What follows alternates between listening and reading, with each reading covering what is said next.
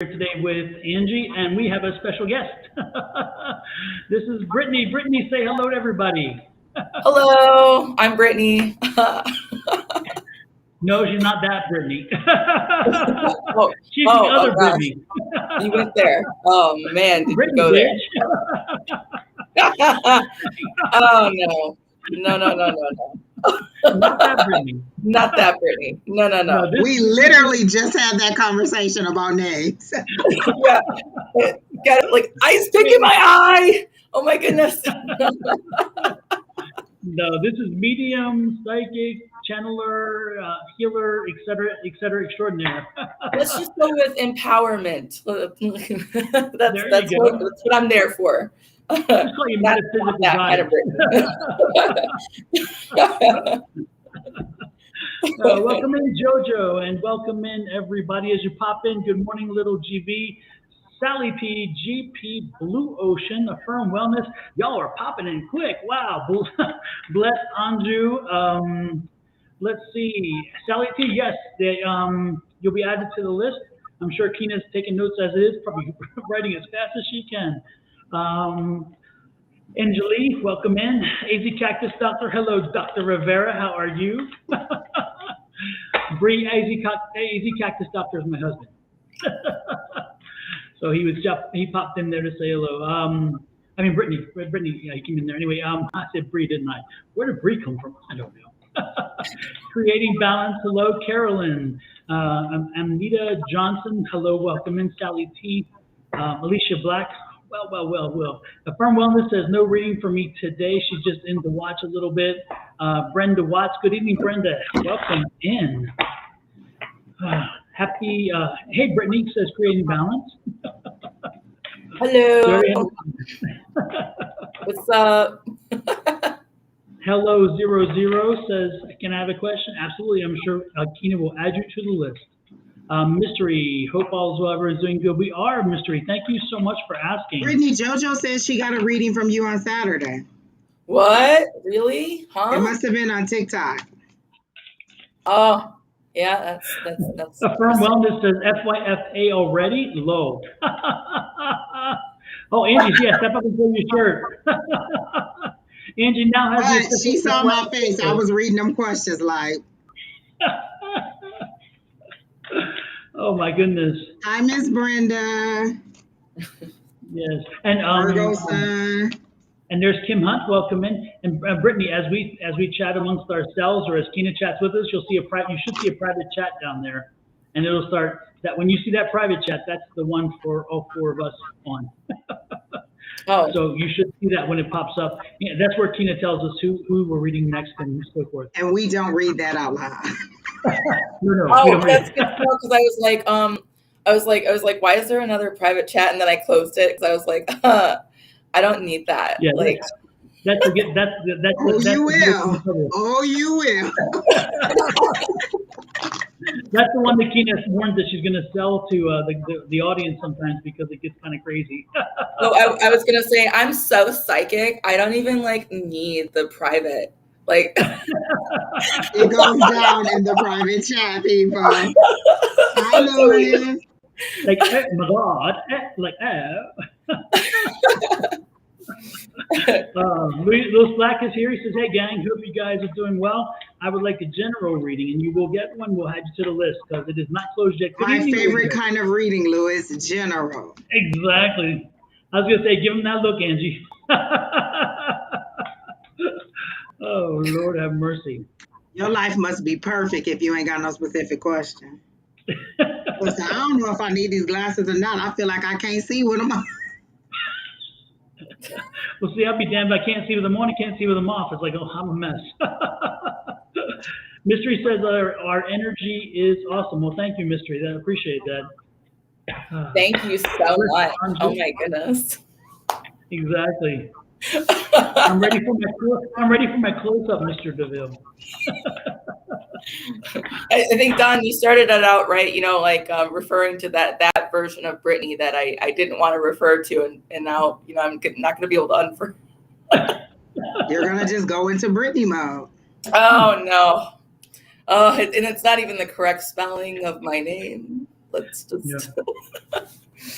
We even have another Brittany in our class on Monday nights. I don't know if did you ever meet that Brittany?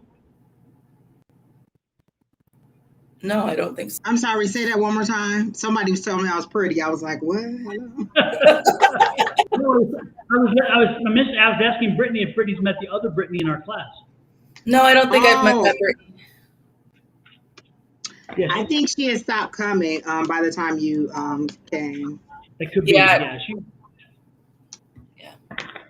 Why did a lot of people be like, oh, there's another Brittany here? The cool Brittany. Oh, okay, I'll stop. I'm totally kidding. I'm totally messing around. Letty GP says, "Oh my God, you are beautiful." She meant that toward me. No, that's not you, Angie. That's me. it's this face right here. That's who was texting me.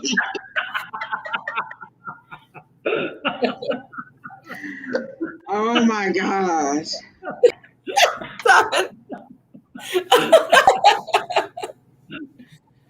Oh Lord. Listen, I feel blind with these glasses on. I'm just gonna have to go ahead and let them go. Holly Janelle says, "When will I move into my own place?" I'm sure that Kino will add you to the list, Holly, because I do not believe it's closed yet. So we're waiting for Kino to give us our first person. How's your week going so far, guys? Anything exciting? Anything new? Anything? It's actually going pretty fast because we have Monday off, so I feel like this week is breezing by. So I am happy that tomorrow is already Thursday. Yeah, it's true. Good point. I don't even remember what day it is. Like, it's been kind of a blur. Like, just filled with readings and readings and readings and readings. More and more and more. We had our online class last night, and it was quite good. We had a number of people pop in, and we just kind of free floated. It was really good too. And it's interesting because at the very end, we're talking about what we should do next, what exercise, and instead we had start an open conversation on mediumship. And I don't know, Brittany, if you remember Susan Grayson, but she's from a Monday night class here in Phoenix, and she was in the group, and she's a long form medium. I mean, she's been a medium forever. And so I just asked her a few questions, and it turned out to be such a great thing to just have an open forum asking about mediumship and how it works and what people are getting and so forth. So it actually ended the evening in such a better way because it's amazing how many questions you don't have until you have them. You know what I mean? It's amazing. So interesting. It was a good evening. Yeah. And it was good reads, I think. I think everybody got some good reads out of it too, which is nice. That's super cool. Yeah. Absolutely. So Blessed Anju is first, and she says the rest of the year, any significant event coming up to me single. Blessed Anju, did you ask a similar question last week? Because I thought I asked somebody ask about the next 3 months, which is pretty much the end of the year, but that could be somebody else. Hey, Pam F. Welcome in. Abigail Diaz, welcome in. Tina says, yes, there is a list. So if you're interested, make sure that you let her know. That was Mystery asking if there's a list. Okay. Okay, Tanisha. Tanisha told me to fix my face. I'm trying, y'all, but. This is the first time I've seen Tanisha as Tanisha. Usually she's under her alias. So it's good to see you in, Tanisha. She's on YouTube. Oh yeah, I see that. Yeah. So okay. Blessed Anju. So do you guys, how do you guys do this? Do you guys can just jump in whenever you're ready. Okay, so I mean, I got the hits I'm getting. So I should probably clarify that I do a lot of emotional, relief healing. And so a lot of times when I read people, I get all kinds of psychic stuff, mediumship stuff, but I am looking for the emotional stuff here. And so immediately what I'm picking up is a heart chakra energy here. And in particular, what I feel is that this particular, I'm going to butcher the name, Angie. I'm getting a lot of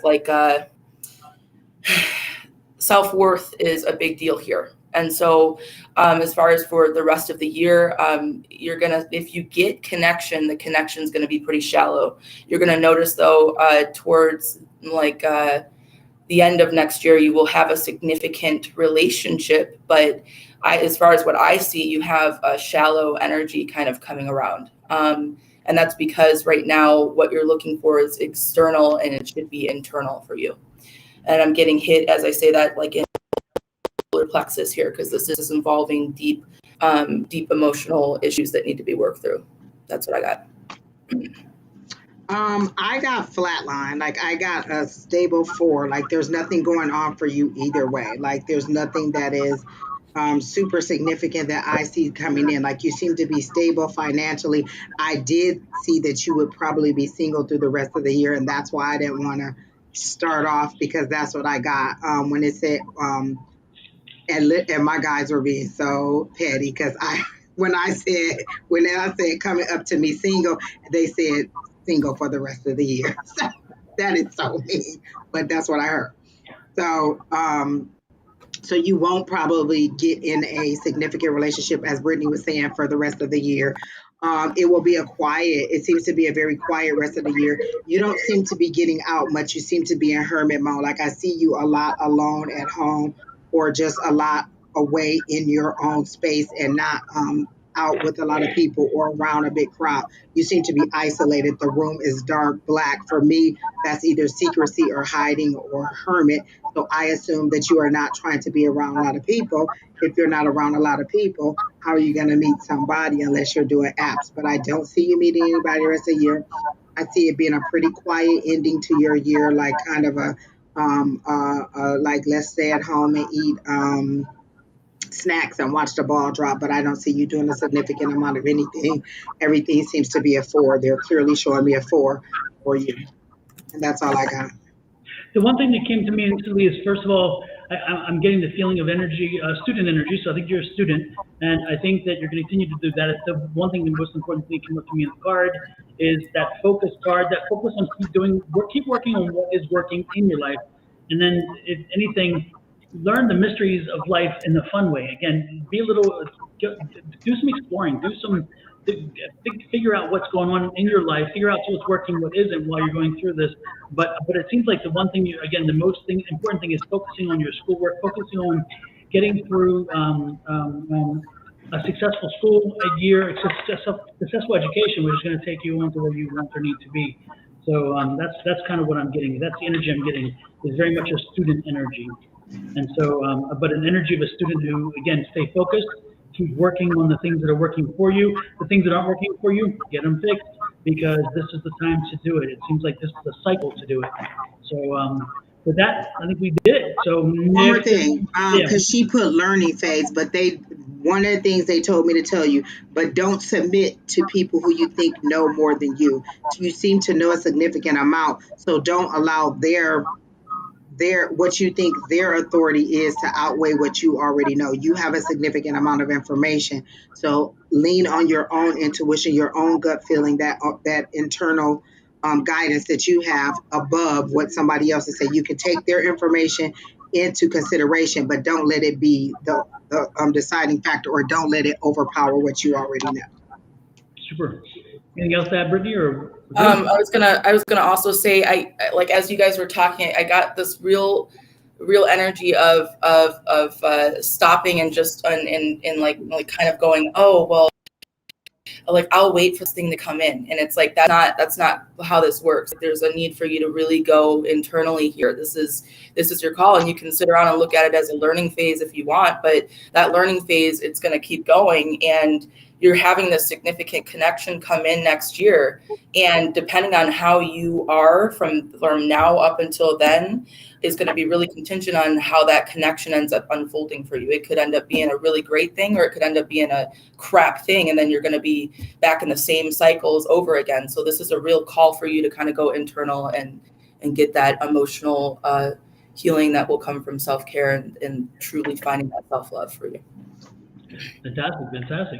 Hopefully it helped you. Blessed Angie. Next in line is who, Kina? Who was our next read? Oh, cards flying everywhere. Are my coworkers conspiring against me? Sally T. So Sure knew Brittany will allow you to go first. okay, so I'm sorry, guys, if like I'm a jokester, so I'm gonna laugh at a lot of things. So just bear with me. Sally, I think that there's times in our lives where we get in situations where we absolutely feel like everybody's against us, and I get this kind of energy where you have a lot more going on at home besides just this stuff going on at work, and immediately I'm hit like with my, like, I feel like I'm being choked in my throat right at the moment because I feel this energy of there's a lot you want to be able to say, but I think you feel held back. And then at the same time, I also feel this kind of goes back into self-esteem. And then when you go to work, you have this energy about you that's, you're trying to be controlled and you're trying to move in a direction that's healthy. But then, I do feel that you have some coworkers that are trying to one up you. I wouldn't say there's conspiring against you. I do see you succeeding at work in the next few months. I just don't see that there's a direct I think that's why I'm kind of like laughing a little bit. Excuse me. I think because it's just, your feelings are real and they're valid. But at the same time, I would look at this from a different angle and find a new perspective because it's not quite what you think, literally. So. I asked the pendulum and they said no. I got a no, but I wanted to confirm. The pendulum said no. Your coworkers not conspiring against you. I asked if you were being reprimanded or being coached for your performance, and I got a yes. So maybe you're a little bit sensitive because they're pointing out things that you need to improve on. And so what I'm hearing from Spirit is take that as constructive criticism and go ahead and make the adjustments and increase and make your performance a little bit better. Like I don't feel like your coworkers are deliberately doing anything. At this point, they're making it seem like they're outshining you. That's what I heard. Like I saw the sunshine, but I saw it as that they're outshining you.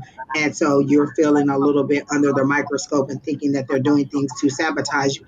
And I did not get the energy that they are, but I do get the energy that you're a little bit sensitive about some of the coaching opportunities that have come your way. And so they're saying just take that as constructive criticism and move forward and try to improve. Super. Quick and easy. Next in line is who, Kina? Who is next up? The only thing that I would add, Sally, by the way, just one more thing, because I would be quickly, but go ahead, Kina, and put the next person's name up, and that is this, Sally, let me say this respectfully, get off the cross, someone else needs the wood. Don't feel, if you don't feel persecuted, because again, if you have this persecution feeling, it's not necessarily real.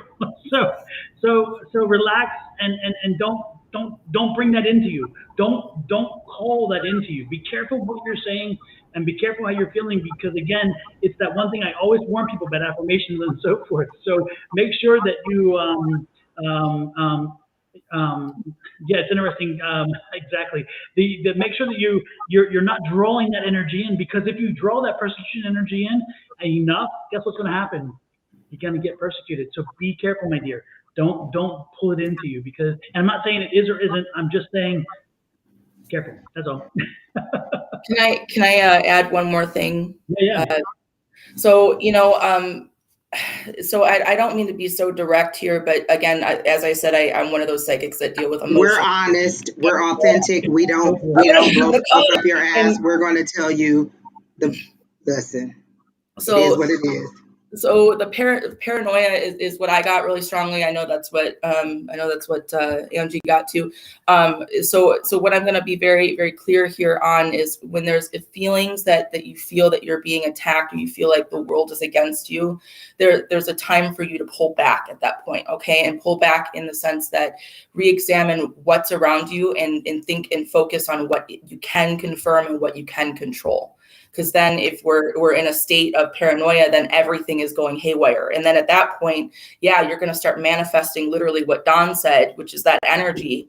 And that's just not good. And then you're going to have like this, like actual serious situations that occur. And then it really will feel like the world's against you. And so there is like that sensitivity. So again, a pull back and let yourself kind of get to a place where you're able to breathe for a little bit. Mm-hmm. Super. Next is Carolyn Amita Johnson. And we're waiting for Carolyn. I ask you a general reading, she says. She says a general reading. Carolyn and her spouse, Vicky, gave us one of the most interesting events a few weeks ago, because both of their mothers came in at the same time. First, the one mother came in, and then the other mother came in. They both had passed within 2 years, about 2 years of each other. I'm not thinking what they said. And it was interesting because we were talking to Carolyn, and at the end, Carolyn's mother, when she was there, she said, make sure you tell Vicky or whatever. And we're asking, who's Vicky? And then she's like, that's my spouse. So this is Carolyn. Carolyn and Vicky. But did I hit the wrong thing? It was Carolyn, right? Yeah. There you go. I was like, what? Did I hit something? So general reading for Carolyn. Since you're the fresh eyes tonight, Brittany, you can go ahead, because we really did just do readings for them. Oh, so okay. I have to comb through all the information that we did last time. This is what I mean. Like when it's a repeat person, you have to comb through all the information you already gave them. So since you're fresh eyes. Okay, so way to put me on the spot. No, I was kidding. So right off the bat, Carolyn, I get I instantly felt my heart fluttering when Don started talking just about what you were asking for, your general reading. I got hit with like a little bit of anxiety to the point where I like grabbed my table for a moment, and that's why I got quiet, because I was like, whew, like the anxiety is a little much, and it's more so it feels related to grief, because that was the next thing I asked. Why in the world do I feel this kind of anxiety? Is this related to finances, or like I just went down my list, and what I came away with was this feeling of grief, and Spirit started to show me kind of like this forming mountain that just keeps going higher and higher and higher. And then I see like this, like the white part, like the snow that kind of goes at the tippy top of the mountain. And I saw that with just like clouds covering over it. And I'm like looking up at this daunting mountain, and I'm like immediately like just my breath is taken away because it feels impossible. And so this mountain I feel represents at least how, and this is how I'm going to read it. It feels like it's my life. It feels like it's somewhat daunting and overwhelming, and my emotions at this moment are somewhat haywire, because 1 minute I'm okay, and then the next minute I'm not okay, and then the next second I feel like I can climb Mount Everest, and then the next second I feel like I can't climb anything at all. And as I say that, I immediately am filled with like I want to cry, and I'm overwhelmed. And so the thing that I absolutely can say is, something that I will consistently bring up, is that there's a need for self-love here and self-care. And yes, messages are important. Hearing from our past loved ones that have passed away, when we're in this grief process, they have its purpose. But at the same time, our loved ones also want us to get to a place where we can look at life and be able to move in a direction that's healthy. And I've never met any loved one that ultimately wants pain for, the living relative. And so I can flat out tell you from just the psychic viewpoint that I'm looking at, there's a need to recalibrate and realize that you have way more resources than you actually believe you have to conquer a lot that's in your life already. And you have some beautiful things headed your way. And I think there's a need for you to start taking baby steps forward, not waiting around, not stopping and reflecting and going, oh, I need to do this and this. I'll do that tomorrow, or I'll do that in 5 years. No, you need to get up and start walking towards that, even if you're still in grief, even because what happens is we get to a place where we're comfortable. And then if we get comfortable, then that's like the worst feeling in the world. So without going on a ramble any further, I will just hand it over to you guys. Before I get into the reading, can I make one comment? Please don't be rude to Kina in the chat. She is manning 7 platforms. She will let you know if you make the list. If you're going to be rude and I see it, I'm not going to read you. Be patient. These are free. She's nice to you. Please be nice to her while she compiles a list and responds to your request. Now back to Carolyn. While Britney was talking, I felt like the walls were closing in, like there's not enough space. Like I feel like there's little bodies, or like the house is full and there's not enough space. And so that when you said anxiety and pressure, I felt like the walls were closing in, and this is you trying to push them out with your arms, but your own strength isn't enough. You need to go within. You need to use that inner strength to resolve the issues that are making you feel like you're being pushed in and crowded. And it may just be that you don't have enough space in the house, and that you need to, and that you guys are looking to upgrade or to get a bigger space. But I literally got that the walls of the house were closing in, and there was just a lot of people in the house. And so I'm thinking that you just really need to go within, center, to get rid of some of that anxiety, and then you can focus. You seem to have an issue with focusing. Like I'm getting cloudy eyes and a cloudy brain where I can't really focus on what I need to do. So what they're saying is to focus, get your focus together, and then you can take your steps forward. If you go forward, you're just going to fumble forward. And instead of it being an easier ride, you're just going to fumble, and you're going to be constantly getting back up and tiring yourself out. Ground, center, focus, move forward. And then everything should fall in line, or should at least start being a little bit more clear about the decisions you're trying to make. Are you two thinking about moving out of state? Because I keep seeing 2 states, like a state here and a state here, like you're trying to move out of state. So if you are trying to move out of state, then you really need to organize that, because it seems like a lot of moving parts, a lot of deciding factors, and a lot of people who will be affected. So I see that it is a yes to the move, but you need to get all your ducks in a row before you move forward, and then go ahead with the move, because it does seem to be successful. It does seem that things are lining up on that side, but you can't see them lining up because you're not centered and focused. You're letting little things get in the way, little obstacles get in your way.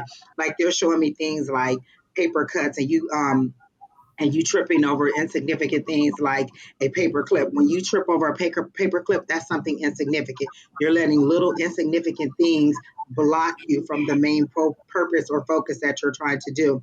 Does somebody cook? Is somebody a chef? Because I'm getting something about a chef or a cook or something as a profession, or somebody wants to cook.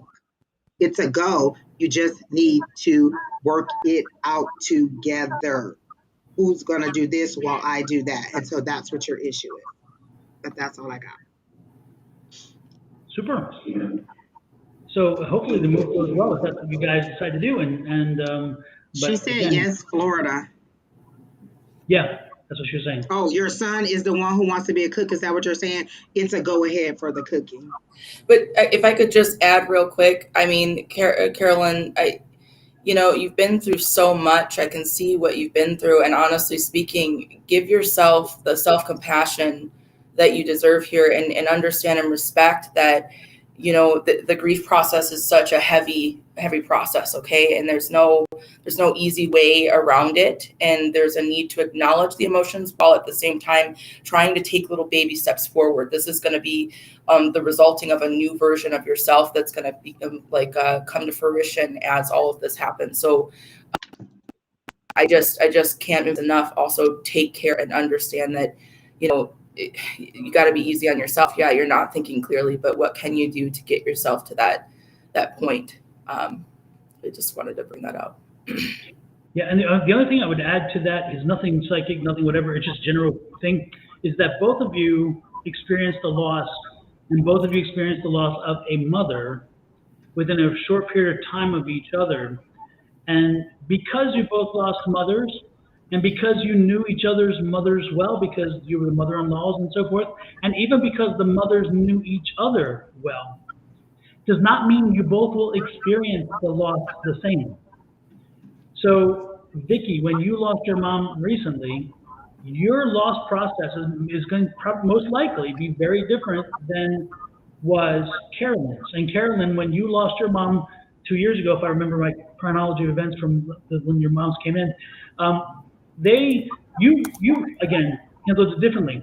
So as you go down this road, make sure that you have the patience to understand that each of you are dealing with loss in a very different way, and it's natural.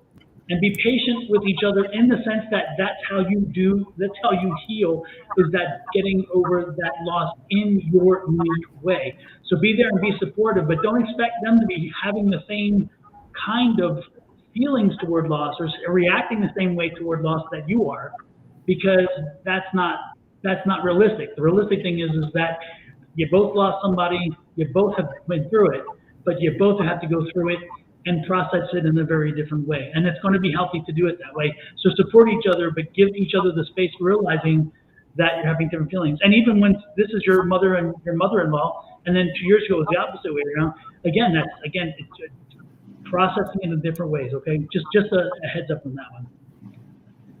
So next is, who is next? Who's next, Angie? I mean, Tina, I'm lost.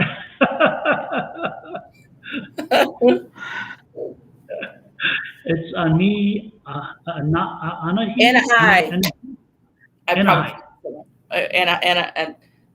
Anahi. Okay, I'm gonna try to pronounce that right. Generalized. Okay, generalized. I feel like she had a financial question and she didn't ask, because I'm getting a financial question for her, like she's in a financial situation, because I got the 4 of coins where they're holding onto the coin very well. So whatever your situation is, it seems to be a financial issue that you're dealing with, and that you need guidance on. What they're showing me is that they show me your money flying away. So they're coins with wings, and so they're flying away. To me, that means you're spending more is going out than is coming in, and you're just not being aware of the money that you're spending. They're showing me a balance sheet. This is what comes in, this is what needs to go out. And so your financial situation seems to be a mixture of, yes, things are expensive, but also you're not really being aware of all the money that is going out. So I get the way that you fix your financial situation is that you be a little bit more aware of the money that you're spending in and out. I do see that you are looking for a better job that pays more. I hear the word Christmas, so I think around Christmas you will get into that hiring process, but I don't see you starting the job until January, because around Christmas a lot of people are on vacation and everything moves slow. So I feel like you will get a hit, or you'll start getting interviews and things like that around Christmas, but that you won't start until January of 2023. Somebody said, "Hey, Brittany." Yeah, I was like, hi. If I can just jump in. I got hit immediately with when I heard the question, or the general please, I got generalized, and then immediately I thought money, like I'm gonna butcher, because when I'm connected to spirit I start messing up words, okay, so bear with me. But I got like hit with monopolize, monetize, and like I started like thinking of all these like other words. I'm like, oh, money. So I was thinking the same thing, money. To elaborate a little, I feel like there's a depletion energy all around right at the moment. Like there's this desperate, and when we get in that kind of state, then we start attracting more reason. Like like the universe is like, oh, you're desperate? I'll give you more reasons to be desperate. So that's when we notice, like it starts raining and pouring, and all of a sudden we have car problems, and all of a sudden next thing you know we have, like have to take our dog to the vet, and we have like all this other stuff. So there's just a need to really kind of take a moment to think about how you're approaching the situation. And also, if I can just add something in the future about March of next year for you, you're going to notice a significant shift in your financial situation. Like money is going to feel like it becomes all of a sudden a lot more easier versus what it is right at the moment, because there's just a depletion right now. And why is everybody laughing? What am I missing?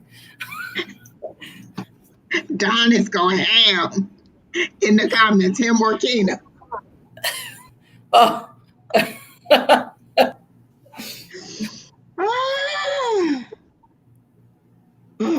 mercy. Don, what?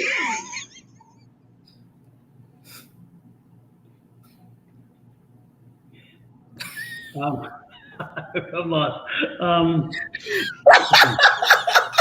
Let's see. Praise the Lord, people. I cannot. It's so hot. Don, is you calling in the spirit? I'm so hot I right don't know now. because I'm feeling it too. It's like something's up, something's here. Somebody is Okay, here. so I just need to tell you, Angie, you were complaining about the heat. Every time I work in psychic or do any sessions, I'm hot. Like, and everybody that's around me, like when they touch me, they're like, "Oh my God, you're on fire!" And it's like I've got flames coming out. So, Yeah. you know, you're welcome. Yeah. Enjoy No, that energy. It is warm. It is warm because I'm like sweating and stuff. I had to take my I got my lady of a particular age fan. Like, hello, people. Working that menopause. Woo! They just call it private summers. Private summers. Even in the winter. Vicky says maybe mom is coming. Yeah. Okay, Don, do you have anything for Miss Garcia? No, I'm gonna let you get whatever. We're done. Yeah. Next, Kingdom.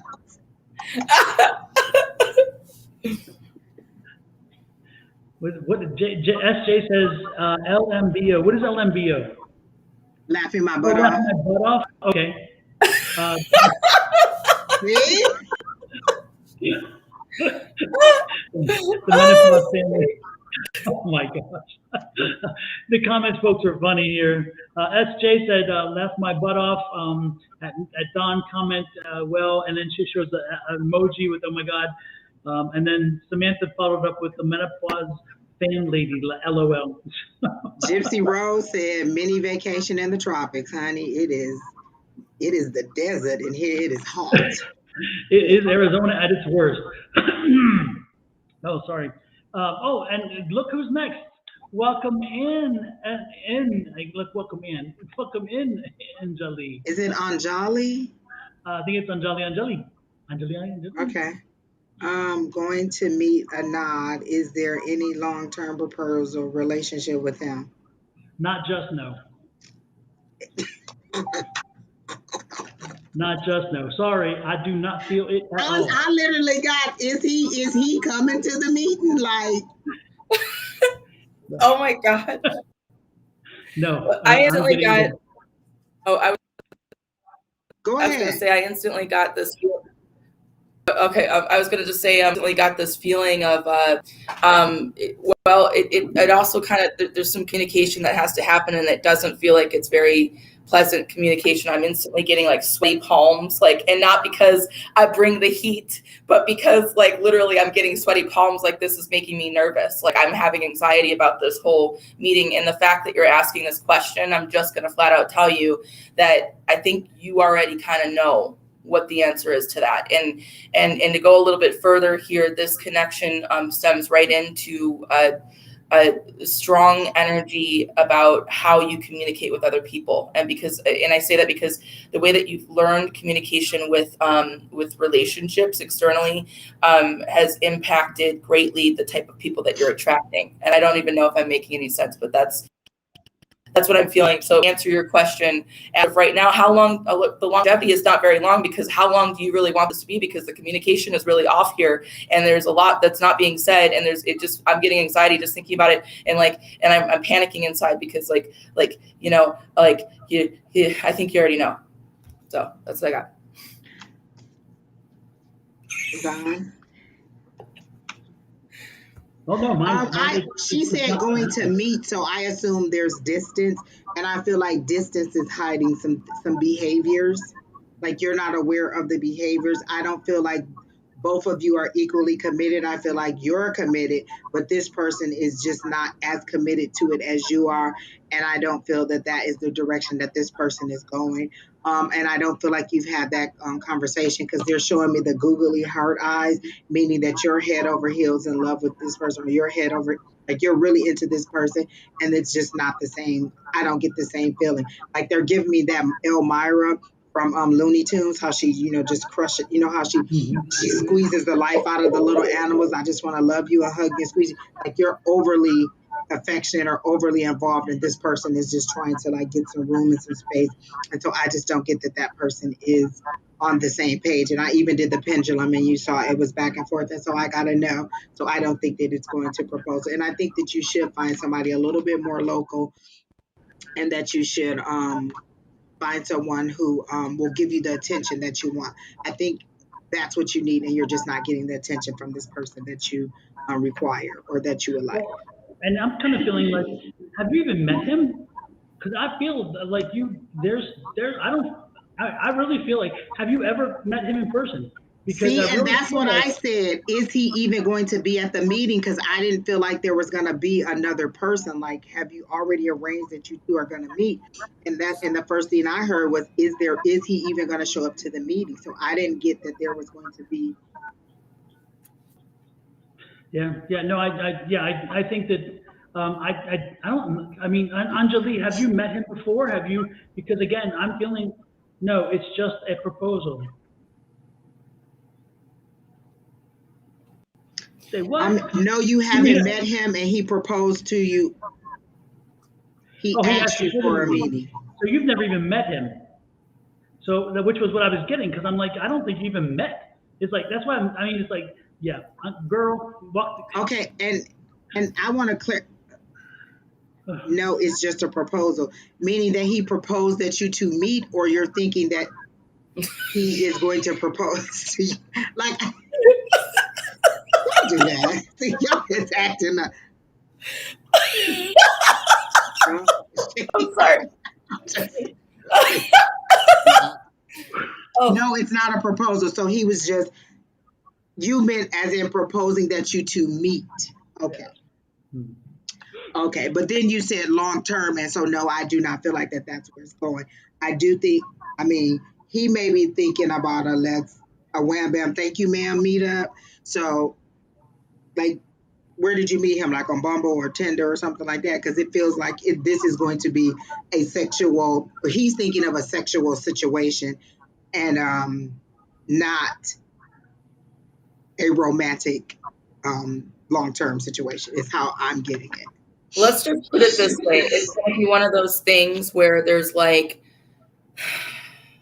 some failed expectations there. That's Oh, she's so professional. Okay, Brittany, whatever. Oh my God. Namaste. Look, you got a thesaurus right there. Is that where you pulling them words from? Just saying. Just saying. She like failed expectations. You're imagining their relationship. It ain't happening. It's not going to happen. So, all I can say is, if you want the cookies dipped in milk, this is not the one. So keep the little in the cookie jar. All right, Keena, who's next before we get FCC banned? Let's go. Nick.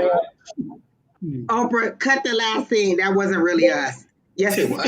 It's like, who's the next contestant on the mediumship is right, or the psychic ship is right? Hey, by the way, while we're at it, don't forget to hit that like button down below, and also that follow or subscribe button if you haven't done it yet. So everybody, please. At Oprah, people. Hit that button. Oh my gosh.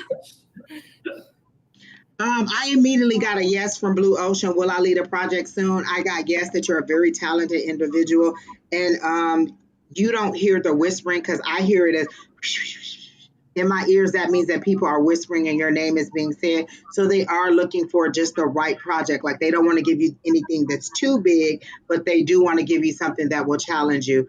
And so if like, I feel like maybe you'll be a co-lead, and then you'll be a lead. So I do feel like it is coming. And then you will do a great job on it. It seems like you'll be very innovative. Like, I feel like you're doing things that are a little bit out of the box, or that are different than the norm. And so because of that, you will be recognized, because it will be successful. Just make sure you dot all your I's, cross all your T's, that you have a checklist. Like, I did this, I did this, I did this, I did this. Don't be too cocky, but also don't be too too hard on yourself. Just be you. Just be naturally you. I feel like you know what you're doing. You're well educated in whatever your job is.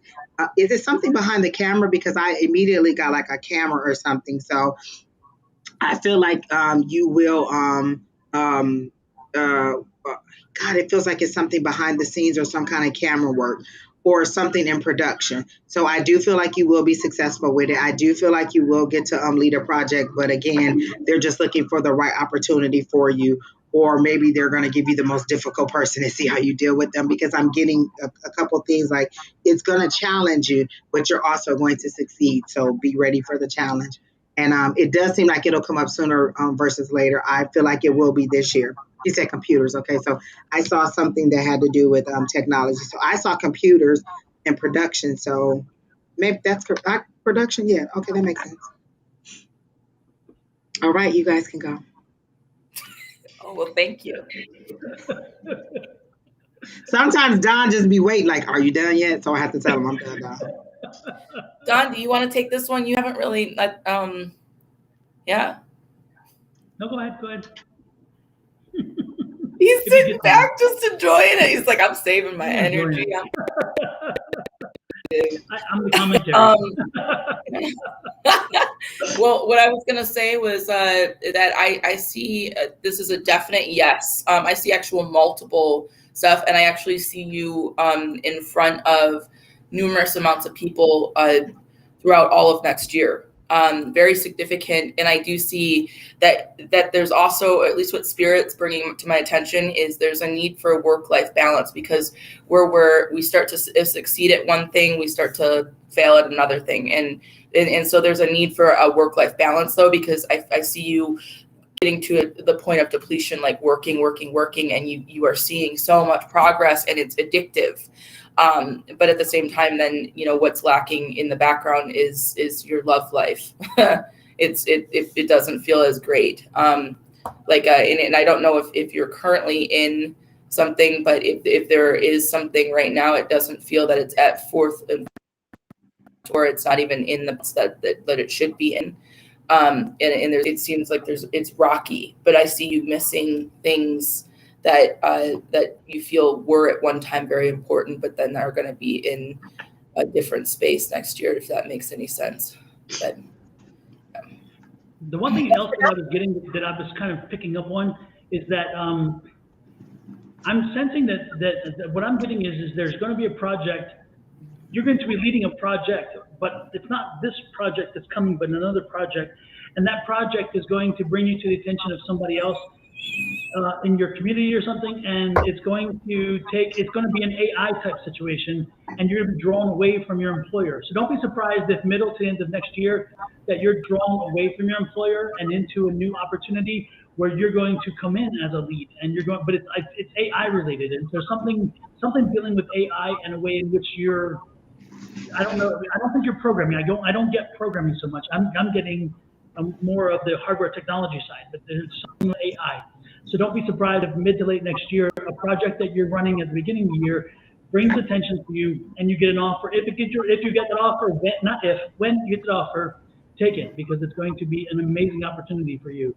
And it's going to be a reward for the services that you've shown that you can do. That's the one thing that I was getting. Yeah, that's what I got. Like she'll co-lead one, and then she'll get her chance, and she'll knock it right out the box. Yep. For the person who asked what I'm drinking, this is cranberry juice and water. It's not wine. Putting it in the water. If I did some wine, it'll be Andrew Dice Clay here, like this. Hello, I'm Psychic Santa. She says Santa Don. It's Psychic Santa. Psychic Santa. Exactly. And then my You're blessing welcome, Blue Ocean. 11 there in Gayton. So nice. Is it 11? Is it 11 here? I don't know. So it's 8 here, 8:11 here already? Is it 8:11 already? It's only 7:08 here. How can it be? Oh, it depends on where you are, I guess. Yeah.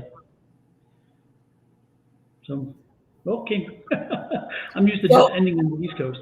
I'll start this question if you want.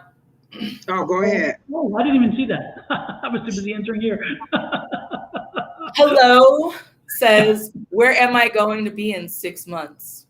Well, honey, you won't be where you are right now. No, in reality here, I was going to say that I see that you are going to have significant changes, really huge, massive changes. I see love life is going to be different around October. So like this October, there's a shift in your energy, and it's starting to accumulate. I don't know if it has to do with the. I don't really follow retrograde or whatever. I just know we are in retrograde and we have a solar flare coming up on Friday. But anyways, so I guess maybe I know more than I. Okay. Anyways, but anyways, the point I'm trying to make is that October, I see that there's starting to build this shift, this transformational energy, and then by about November, December, you're shifting. And then as all this is happening, though, I see in and out energy around your connection, whatever connection that is. If it's predominant right at the moment, it's going to be in and out. If it's not predominant right at the moment, you're going to start talking to someone and it's going to get like in and out, like shaky. And then even your career, I see something changing about January with your career. And then from there, it's like, I think you're just kind of just, you're trying to figure out you're asking a lot of questions that I think that, I think that you need to sit on, like you need to spend more time going internal instead of going external, because your world is literally a representation of how you're feeling, and it's kind of chaotic, if I can put it so literal. That is exactly what I saw. Like I saw someone in a room and there were wires everywhere, but I heard wires cross. Like everything in your life seems to pick up at once. Your relationship, your job, your family life, like everything seems to pick up at once, and it's an organized chaos. And so then what they show me is that you need to just have shelves. You need to have some way of organizing everything so it doesn't overwhelm you. So like the way that they showed it to me, if somebody came in and said, "Hey, where's the hammer?" you'd know what pile of mess or what pile of chaos it was in, and would be able to walk right over and get get it. But the thing is, you can't really function at your peak when it's in such a chaotic state. So they're saying as all these things happen, because it seems like they're all going to happen like at one time. Like it's going to be like, wow, this happened and this happened and this happened. And I hear the word new job. So I'm not sure if you said that, Brittany, about a new job, but I do feel like there is a new job coming. I feel like the relationship is coming. I feel like there's a lot of things that are coming, but you need to get a little bit of more organization right now. Like if you're not a list person, maybe make a list so you're not always thinking, what was I supposed to do? What was I supposed to get? I'm the person who thinks that they don't need to make a grocery list. And so when I go in there, I buy everything in the store because I should have made a grocery list. So what I'm saying is, for one, everything goes back to food. For two, make a list or organize yourself and make sure that you can keep everything in order as it starts to pick up, because it is going to pick up very fast.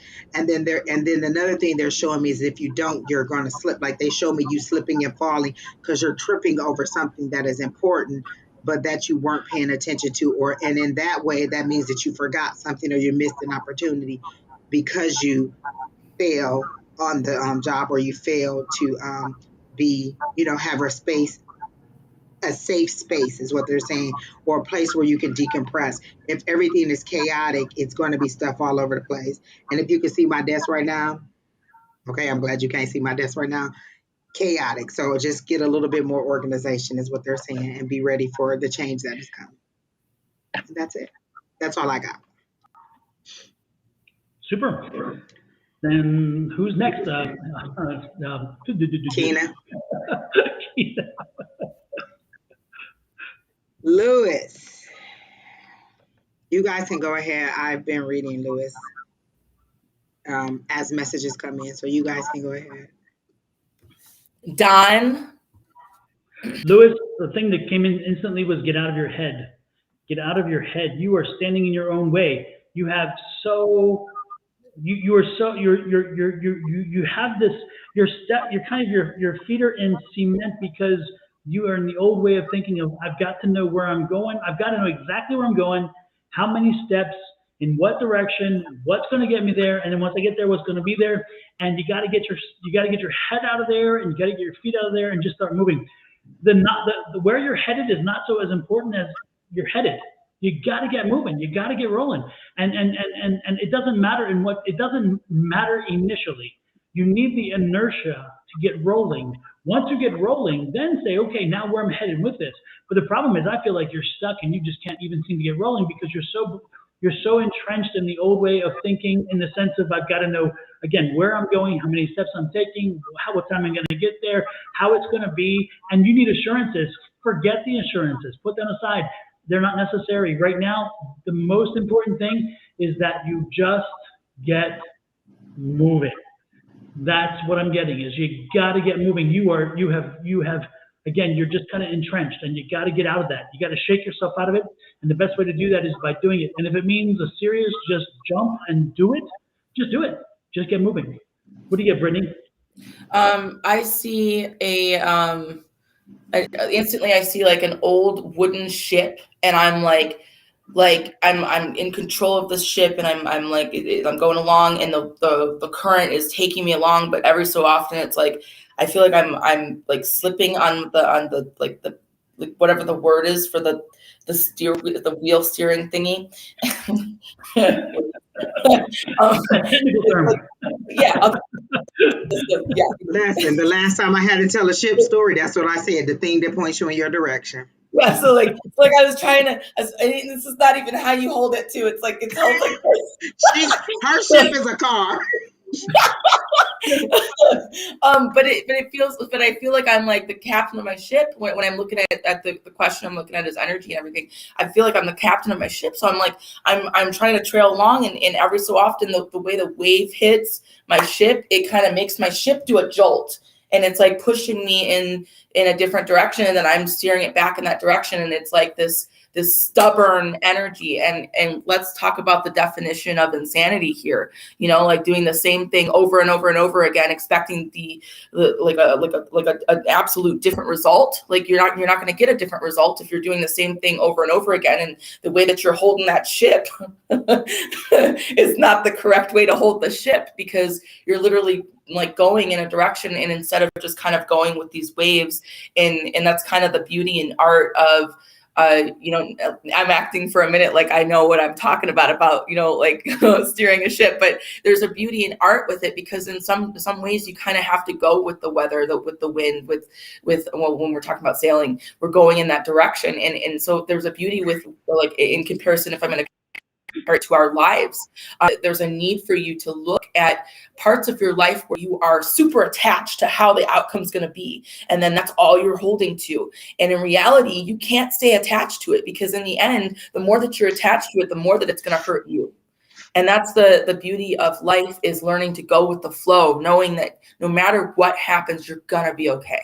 And that these waves, these currents, these hurricanes that you experience, at the end of the day, you got to know that you are as strong as you can be, and you can handle it. And so that's the message I get there, is just kind of letting things go with the flow. As Don was talking about the feet in cement, I got that you're creating it yourself. Like, you're creating the weight that you don't have to get. And then what did I get? The 9 of Swords. You are feeling like you're having sleepless nights. You're creating this in your head because, again, you want everything to be perfect. I have to meditate perfect. I have to hear perfect. I have to see perfect. I have to receive perfect. And what they're saying is you need some of that spirit that you had as a youth, where you would just go and do it. You wouldn't even think about it, you just do it. You need a little bit of that, and a little bit of and a lot of the discernment that you have now. You have it up here, but in here you haven't given yourself the grace to move forward. So I got the Ace of Cups. So to me, this is a fresh start on that feeling, on that emotion, and allowing you to release that emotion. For the full moon, I really think that you need to, on your list, put all the things that no longer serve me, and be prepared for all those things to be released, because I don't think you know exactly what it is that you need to release. So just say all of the things that no longer serve me, so all of those things can go. Like, I wasn't going to pull cards, but they told me to pull cards, and they told me what cards to pull. So this was the first card, is that you're not allowing yourself that grace. You're not allowing yourself that self-love, and to understand that the past life that you lived is insignificant to what is now ahead of you. If you're going to live in the past, then stay in the past. But if you can't change, you can't be in this changed mindset up here and then continue to look back and want to change the things back there. There's nothing you can change. What does Don always say? That's why the windshield is bigger than the rear view mirror. You need to see where you're going forward, and you're so afraid of the mistakes you made in the past that you won't move forward. Just do it. Everything doesn't have to be perfect. And as we said on the last live with me and Sherry, nobody's perfect. Nothing's ever going to be perfect. There's always going to be something that pops up, something that happens, something that needs to change. So give yourself grace. I've told you that many times. Give yourself grace. That Nine of Swords, that's you keeping yourself up, wondering. And then the last card was a decision that you need to make, and it's related to money. You need to decide whether you're going to go or whether you're going to stay. The problem is they're showing me is that you're trying to take everybody with you when you go. I'm going to move forward, but I got to bring all these people. You cannot. Where you're going is for you. So you have to establish you before you can bring all of them forward. Because what happens is you all jump in this little boat and then the boat sinks. And you think, oh, well, it wasn't the right opportunity or I did it wrong. That's that ship that Brittany was talking about. On the boat that Brittany saw you on, you were alone. You did not have a whole bunch of people. You put all those people in the ship with you, it's going to sink. Give yourself grace. Give yourself an opportunity to get out there and at least officially know what you want, what you're looking for, and get used to the new person you are. Once you move forward in that light, you can look back and start bringing people with you, but you can't take everybody with you at once. You have to go ahead and move forward. And then that's it. That's all I got. Yeah, the most important thing from I think all this is that inertia. Get moving. Get moving and create the change once you get rolling. Because the problem is you're just stuck right now. And there's times where there's times where everybody you can take care of everybody. But there's a time where you got to take care of yourself. And I think you're way beyond that. The expiration date has passed. It's time for you to take. I think it's also a little bit of guilt. I wasn't the person I wanted to be to the people I thought I should have been. And so now I need to make it up to everybody, but you have to establish you. You can't make up for all those times. Oh, I'll make it up to you. You can't move forward. They either accept you as you move forward or not. If people are going to keep bringing up who you were, then you drop those people and allow them to see you shine without them. Because what you don't need is somebody reminding you who you were when you're trying to be who you are now. So allow yourself the grace to move forward, but then also recognize that you can't take everybody with you and you can't make up for the mistakes that you made in the past. Just move forward and make good on it forward. You can't be the dad that you wanted to be, the son that you want to be. Move forward with that. You can't make up for any of those things or fix any of those things from the past. Move forward. It's basically and Gina had a really nice quote there. She said, give grace, but not at the expense of your own sanity. So I put own in there, but she said your sanity. So keep that in mind. That's a wonderful quote, I think. He's so hard on himself. Like he's very critical of himself, and he really just needs to know from this point forward, you are who, you said, this is the new you. Accept it and move forward. Yep. Anything else, Brittany? The other thing I was going to point out is anytime spirit shows me ocean of any kind, we're talking about deep emotions. And the fact that the boat was just going whoop, whoop, just like willy-nilly, and it was a big boat too, and it was all just wood. Like there's so much about that that's significant. The wood, it like right down to the ocean. But I guess the thing that I would want to talk more about is the amount of guilt that I see in despair. It goes really deep there. But at the same time, I feel that right at the moment or in the next few weeks, even, you're going to see a significant, at least what Spirit's showing me is you're headed into calmer waters. But then what will occur is there's a hurricane brewing in the background. From what I see. And I feel that this energy is related to how you view your personal connection. So, that's just, if I can just add that a little bit more. But there is a need, just like, everyone's emphasized it here. It's really, really, really, really examine yourself and understand that there's no such thing as perfection. I've had debates for hours with all kinds of different spiritualists, like about whether or not, perfection is actually something that we can achieve. And I feel that even that programming is just so ingrained in us that we want to be perfect, and then when we wrong someone, we can't let it go. And so how do you move forward? And that's what's driven me to these emotional mastery classes and beyond that, because I want to understand the emotions that hold us back. And so that's really just really take care of your boat and take care of your health at this point, so that the next hurricane then you're ready for.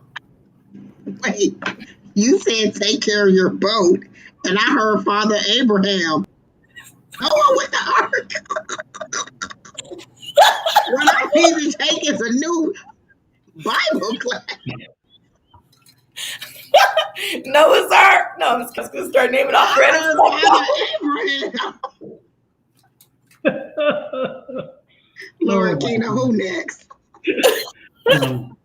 Don't forget, folks, hit that like button down below. And hit that share, subscribe. Subscribe and follow, absolutely. And we're going to take 1 second, though, and do a shameless plug, because Sickle Cell Anemia Awareness Month. So don't forget that Kina is, that's our girl, that is our ride and die when it comes to this thing. And remember, she's who put your name out there. And in support of Kina and sickle cell awareness, she has created a shirt, and her shirt is, and I'm trying to pull it up here so y'all can see it.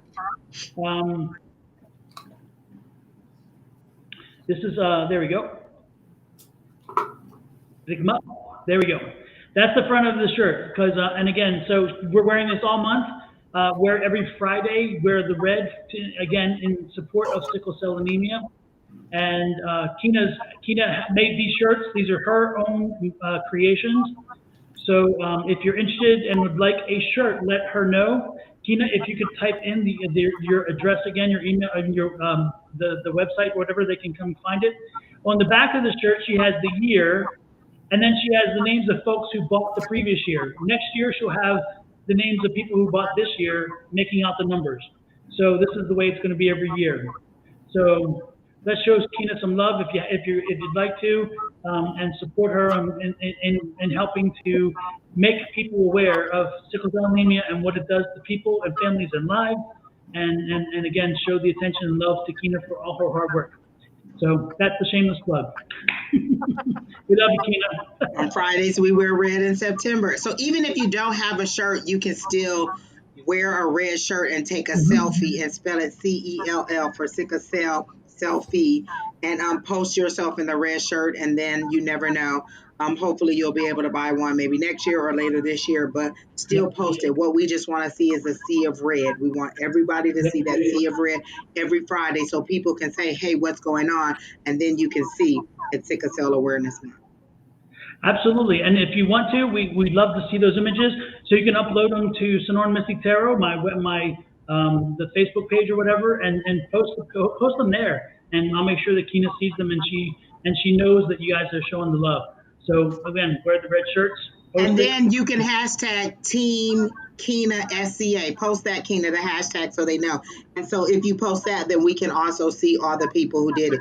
Team Kina SCA, because Kina actually has sickle cell, and she has exceeded the life expectation for what most sickle cell individuals with sickle cell, their life expectancy. So Team Kina SCA, and then post that and have your red on. And we expect her to keep exceeding it year after year after year. There's no end in sight. Alicia says she got her shirt. I did too. I haven't done my unboxing because I'm going to undo it in the camera and do a video, and then post the video of unboxing it and so forth. And if it doesn't fit quite right, you won't see that. I have put on a little extra weight, you know. So next in line is GP. It says, what's going on with my relationship, friends, coworkers, etc. Holy crap, GP, do you have that much mess in your life? I got a message over the weekend when I first woke up. So I've already given her information. You can go ahead and start your reading. Brittany, anything? GP is somebody who read from time to time, and so you're fresh meat now, Brittany. So go for it. Well, let me tell you. No, I'm just kidding. Can we talk? Can we talk?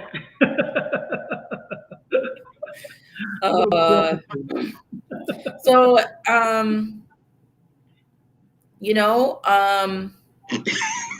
Put it the first round. Just say she Well. is a regular, so she knows that we just give it like it is. Just snatch the Band-Aid off and say it. She can handle it. Yeah, she's good. She can handle it. Well, there's a lot of communication stuff, like I'm thinking of my throat chakra, and I'm seeing cobwebs around it right now at this moment, to be literal. And at this particular time, I feel that there's a lot of insecurity about the way that you are perceiving the connections around you, and that's with every single thing, every single person around you. And I feel that this insecurity is perceived by the people that are in your life as well. Being literal, like walk in a room, people know you're insecure, and that's what I immediately pick up on. And I think you know that too, but then at the same time, you're attracting the same kind of energy around you. So any relationships that you have, there's heavy levels of there's insecurity there, but there's also these miscommunications, and it's triggering your insecurity, it's triggering this person's insecurity. I'm just getting tons of insecurity, and there's just stuff that's not being said. But at the same time, I don't feel like there's like a ton of, I think it's also your perception, which your perception is valid because that's your reality. But at the same time, I feel that that's your perception of your reality, and that might not necessarily be exactly what other people are thinking of you. And I really strongly feel that there's a need for you to set more boundaries, because I feel like you do give a lot. But then at the same time, I feel that it's directly motivated by your level of insecurity that I see. Like I literally see, as soon as I say directly motivated, I see the throat chakra immediately, and then again the throat chakra and cobwebs, and it's like it's because you're not using your personal power, you're giving everything away. And so that's kind of just how I'm gonna, just gonna call that, just call it, and then stop calling it. So that's what I have right now for you. You guys go.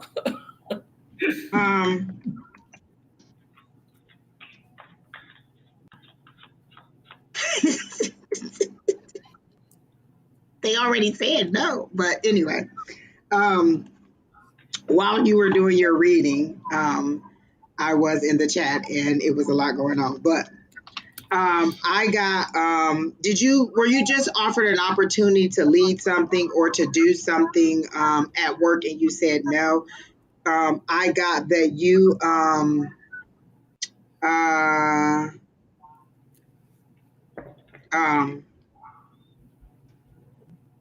I'm sorry, let me,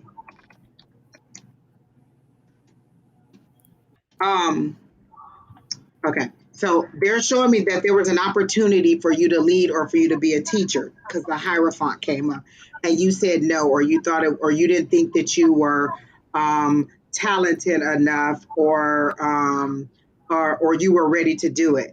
I heard the love will come when you let go. You're holding on. So then I got the 6 of Pentacles. You're holding on to things that from the past. You're looking at past mistakes, or you're looking at things that happened in the past. You're very talented. You're very knowledgeable in your area of expertise, and you could be a lot further ahead if you would just go ahead and let go and just be you, unapologetically you. If that's, I feel like you're very respectful, but you're also very knowledgeable. You're just not standing on the knowledge that you have. Go ahead. You should have taken whatever project or whatever opportunity. If it hasn't come yet, go ahead and take it. You are in that position where you're the teacher. You're not receiving the information. You're ready to disseminate the information. So go ahead and let people know, or go ahead and be the person that is giving the instruction, that is creating the curriculum, that is the doer. You are the facilitator. That's what you need to do, and stop allowing other people to tell you what to do or how to do it. So stand boldly in your knowledge and your experience. You have years of experience in your area. Stand boldly on that and lead. You are a leader. Like, I used to see you all the time going to different offices in different cities to be the person that would come in and train and do things. I no longer see that, because I feel like you were holding on, like, I have to be here for this person, I have to be here for that person. Right now, you are at a great time where the only person you have to worry about is you.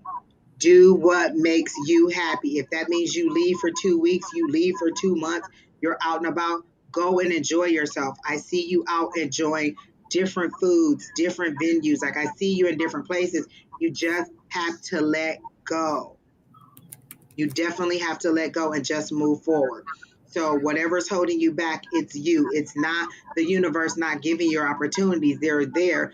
You need to let go and just move, just go, just travel. Like, travel is a big thing. I see the world card. And for me, that's going from one world or one stage or one phase of your life to the new space.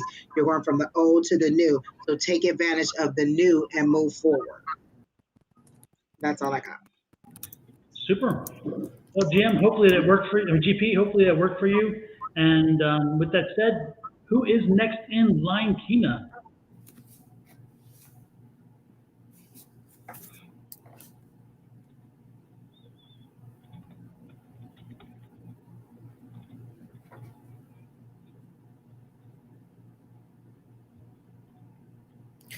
So I'll go ahead and just do this. I saw that this question come in earlier, like at the beginning of everything, and I was wondering if I was going to get to answer that question. And Spirit immediately hit me with, when I first saw the question, Spirit immediately hit me with this, like, well, not soon enough. Like, was the immediate like comment that I got, not soon enough. But it's going to happen here. I see plans that you're trying to make that it not coming to fruition until within the next months, if that makes sense. So we'll be literally at that 6 month dot, or just after the 6 month dot.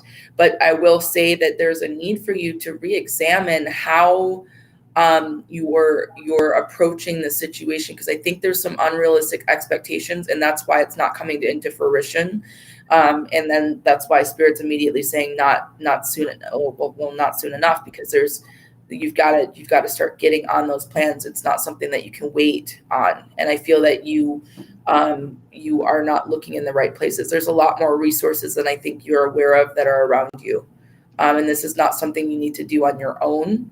This is something that you can reach out to third party to get assistance on, and not third party like family, but there's other resources that are actually free for you to actually navigate and locate a place that will be financially more beneficial for you than what is being perceived at this moment. That's what I have.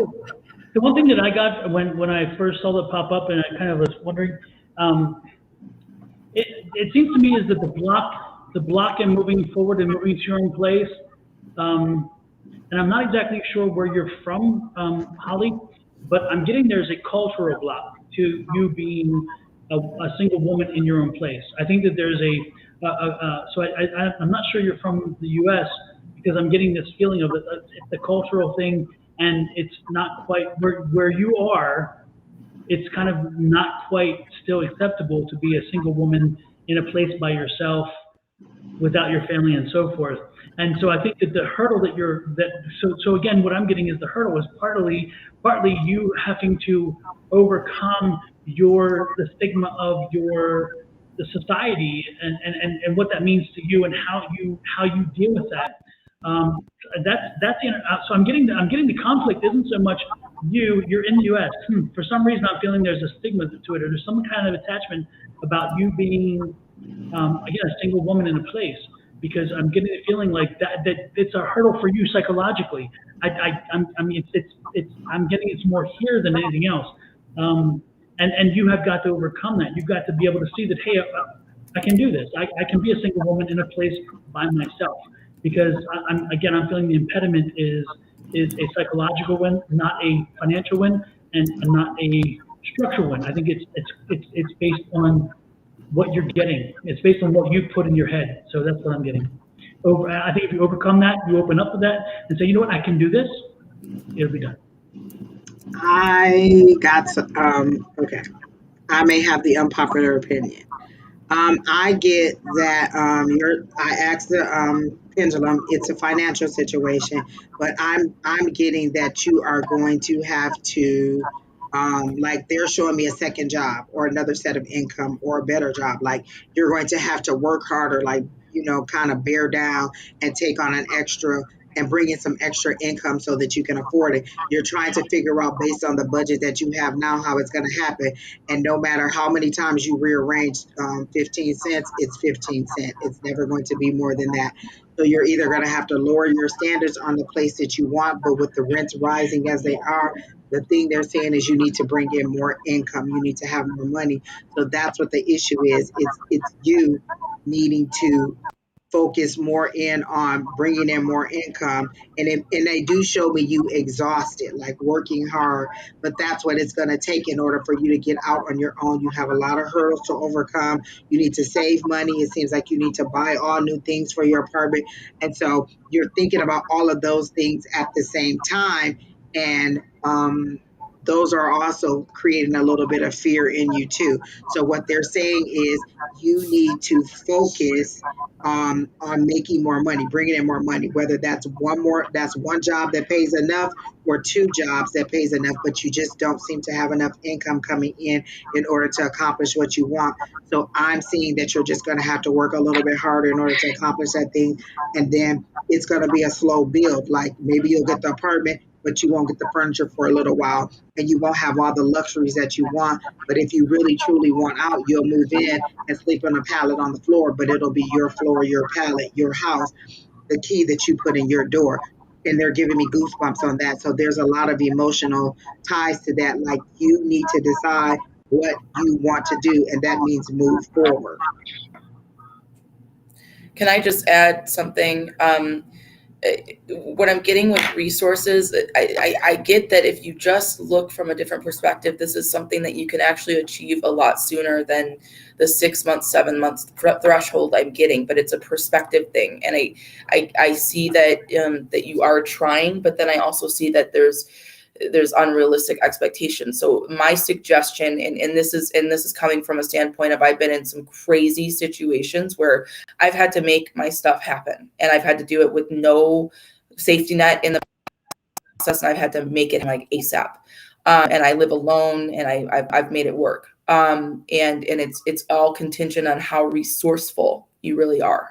And so what I ended up coming across was a free realtor company that just wanted you listings of different apartment listings that are going to literally help you. And so they'll run your credit, they'll do everything for you, just because they want you to rent one of their apartments. And so that's the number one thing that I advocate for in your area. There is some sort of source that you can reach out to that gives you those options, and it's not just first come first, like, oh, I have to take this one place, not out of desperateness.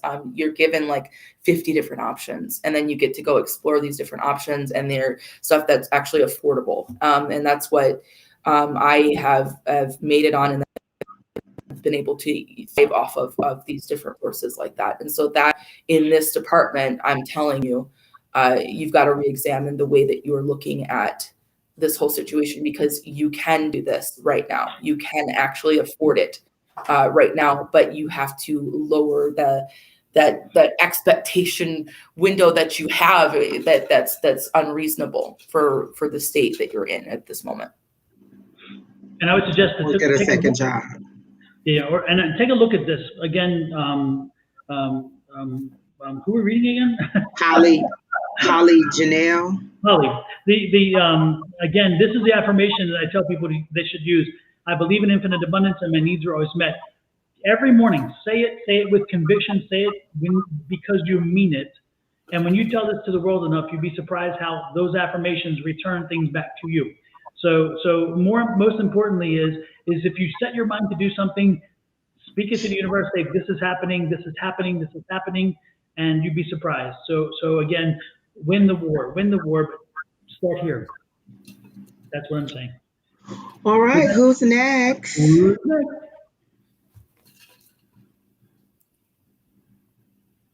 It looks like Abigail, then Mystery. Oh, the names are going across the board. Abigail. Yeah, but Abigail didn't give us a question yet. I don't know what's up with that.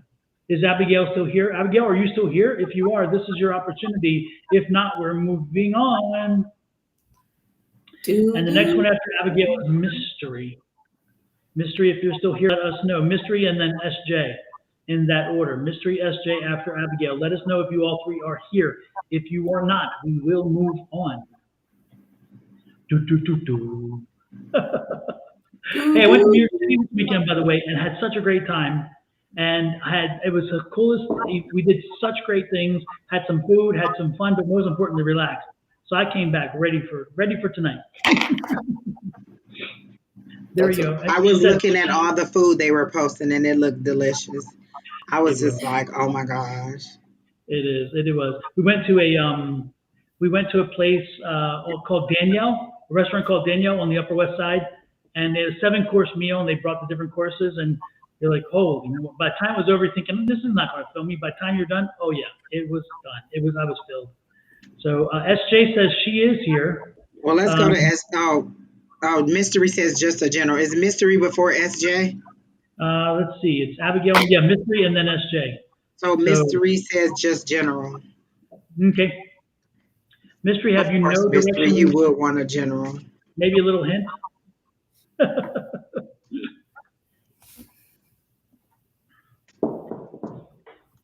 Virgo, did you make the list? Yeah, you did. Okay, good. Virgo is also general. So Mystery. When I said Mystery, what is it? When I asked Spirit what they wanted Mystery to know, they said you can run the show. You do have, like, tonight seems to be an overarching thing of people not having the confidence to believe that they can be out front, that they can lead, that they can do it. So this feels like another reading where it's saying you need to know that you can run the show, that you can do it. And that to me feels it's twofold in your career and in your home life. You can run the show. So I don't know if there's a separation looming or something like that, but I get that you need to know that you can run the show alone. You don't need someone to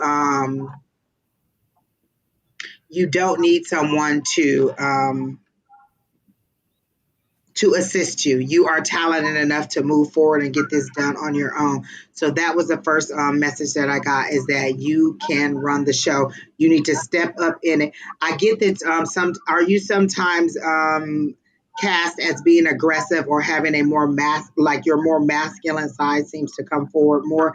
So I like what they're saying is stand in that. If that's what you are, that's what you are. Like I said last time on the live with Sherry, I've been known to be, people have told me I look mean, I look intimidating, I look aggressive. All of those things are true. And if that's too much for you, then I'm just too much for you. Stand in who you are and allow yourself to be you unapologetically. Don't shrink down or make yourself less in order to make others feel happy. Be you.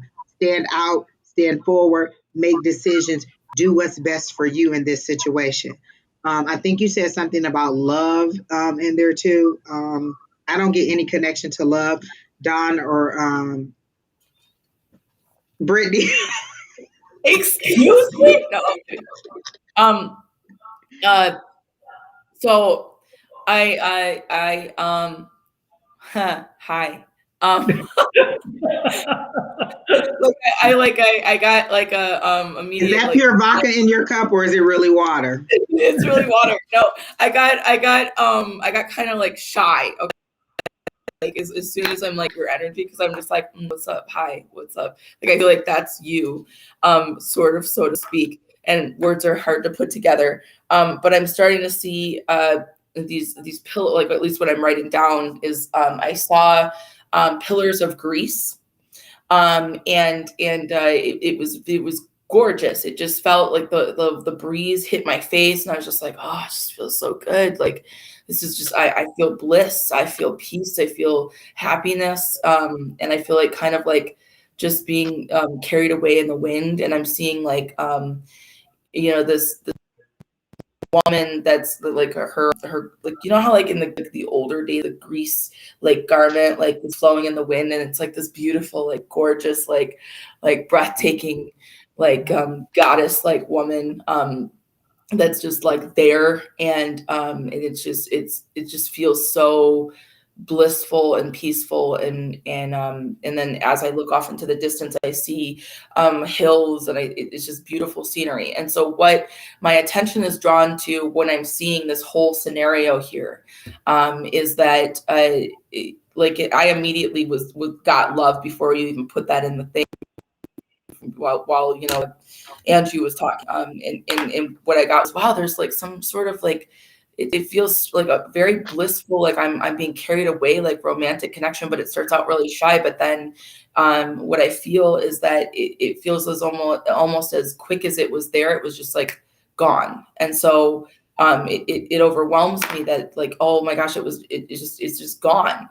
But then it feels like it's based on how willing I am to be vulnerable. And that's the strong message I get is the vulnerability of being open to the communication, but not just that. It's so much more than that. It's being able to be in the moment and not try to put an expectation, and not try to be these pillars where it has to be this way and it's gonna be this way. It doesn't feel like it's something you can control, and love is so beautiful that you cannot control it. There's no, there's love without expectation, and that's what I get with this scenery. This beautiful message here is about loving without expectation, regardless of what like the outcome to be. So, and I say this in the setting of I've been asked 100 times, oh, you're psychic, so when you go on, if it's going to fail. And yeah, there's times I feel that energy, but I'd rather go for the experience. I'd rather at least put, be vulnerable in that moment and enjoy that moment, because it's beautiful, and that's what life is about. And so in this case, this particular situation pertains strictly to that, is even if you know that it might not work out quite the way that you want it to, why not just go for the experience and enjoy it? And not hold the pillars up that it has to be a specific way. Like it's got to be this way, and I'm not moving my pillar. Break the pillar, baby. Break the pillar and enjoy the ride. Enjoy the ride, because it's beautiful, and the energy is, whoever this person is, the attraction is just like ungodly. Beautiful, beautiful energy. But that's what I've got for you. Don? Ditto. I did get that they're saying the right person will appreciate your initiative. Like where I said masculine energy, I got your initiative and your take charge spirit. Be who you are. Don't shrink back. So like she said, the shyness, just be who you are, and people will love you for that. I read this post that said, of course my girlfriend has to be like that. Who's going to tell the waiter that I don't like my order? Like, I can't do it. So you got to do it. You got to be the aggressive one. You got to be the outspoken one. It's okay to be that way. It's okay. So just know that it's okay to be whoever you are, and stand in that power. That's all I got. Super. Well, next is actually Abigail popped up, and Abigail's question is specific. In property selling this September, is it possible to close it? Thanks. I got no for September, but late October. And I even did the pendulum. And when I did the pendulum, they said, no, we just told you no. And then when I said October, they said, yes, we just told you yes. So my people are being a little bit petty tonight, but that's okay. But they did say no for September, yes for late October. I feel like there's a couple things. Is there a couple things that you want to fix on the house or that you want to repair? So I feel like there's a couple things that you want to spruce up a little bit, maybe a fresh can of paint or something like that. I'm not sure, but I'm getting that you can. It won't be September. I'm thinking that what I was getting from the repairs is that she's going to have to give money back for repairs. When you sell the property, they're going to be asking money for repairs, and you're going to be giving some money back for repairs. Be prepared for that. You're not going to get full price, but you will sell. There's going to be a little bit of a glitch in the financing, which is not your problem because you're selling it. But be patient with that. That's a little glitch that's not on your part. It's not your problem, and it will be resolved. Which is probably that stumble that pushes it into October. Angie, you're talking about. Yeah. Those are the kind of things that we're getting. So don't be surprised. You're going to have to negotiate down. You're going to have to give a little bit on repairs, and ultimately, again, a slower process to close. So, anything else to add there, Brittany? So what I'm getting, I'm in full agreement with unanimously. This is our decisions that I'm in full agreement with what's being said. But I will also add in that your focus is heavily on this. There's some stuff that also needs to be focused on in your personal life, and especially emotionally. I think you're extremely depleted. Actually, I don't think I could bet my life on this, which I probably shouldn't bet my life on that. That's really cocky, but I see a strong depletion here with your energy. And that's kind of like looming in the background, which will lead you to some more health problems in the next couple of months if you're not taking time to let yourself have breathing room, because I think you're a little bit stressed out about what's going to happen. And that focus is completely and utterly not good, because that focus is taking off balance. But overall, yes, you will sell the house eventually. Who's next, Kena? SJ.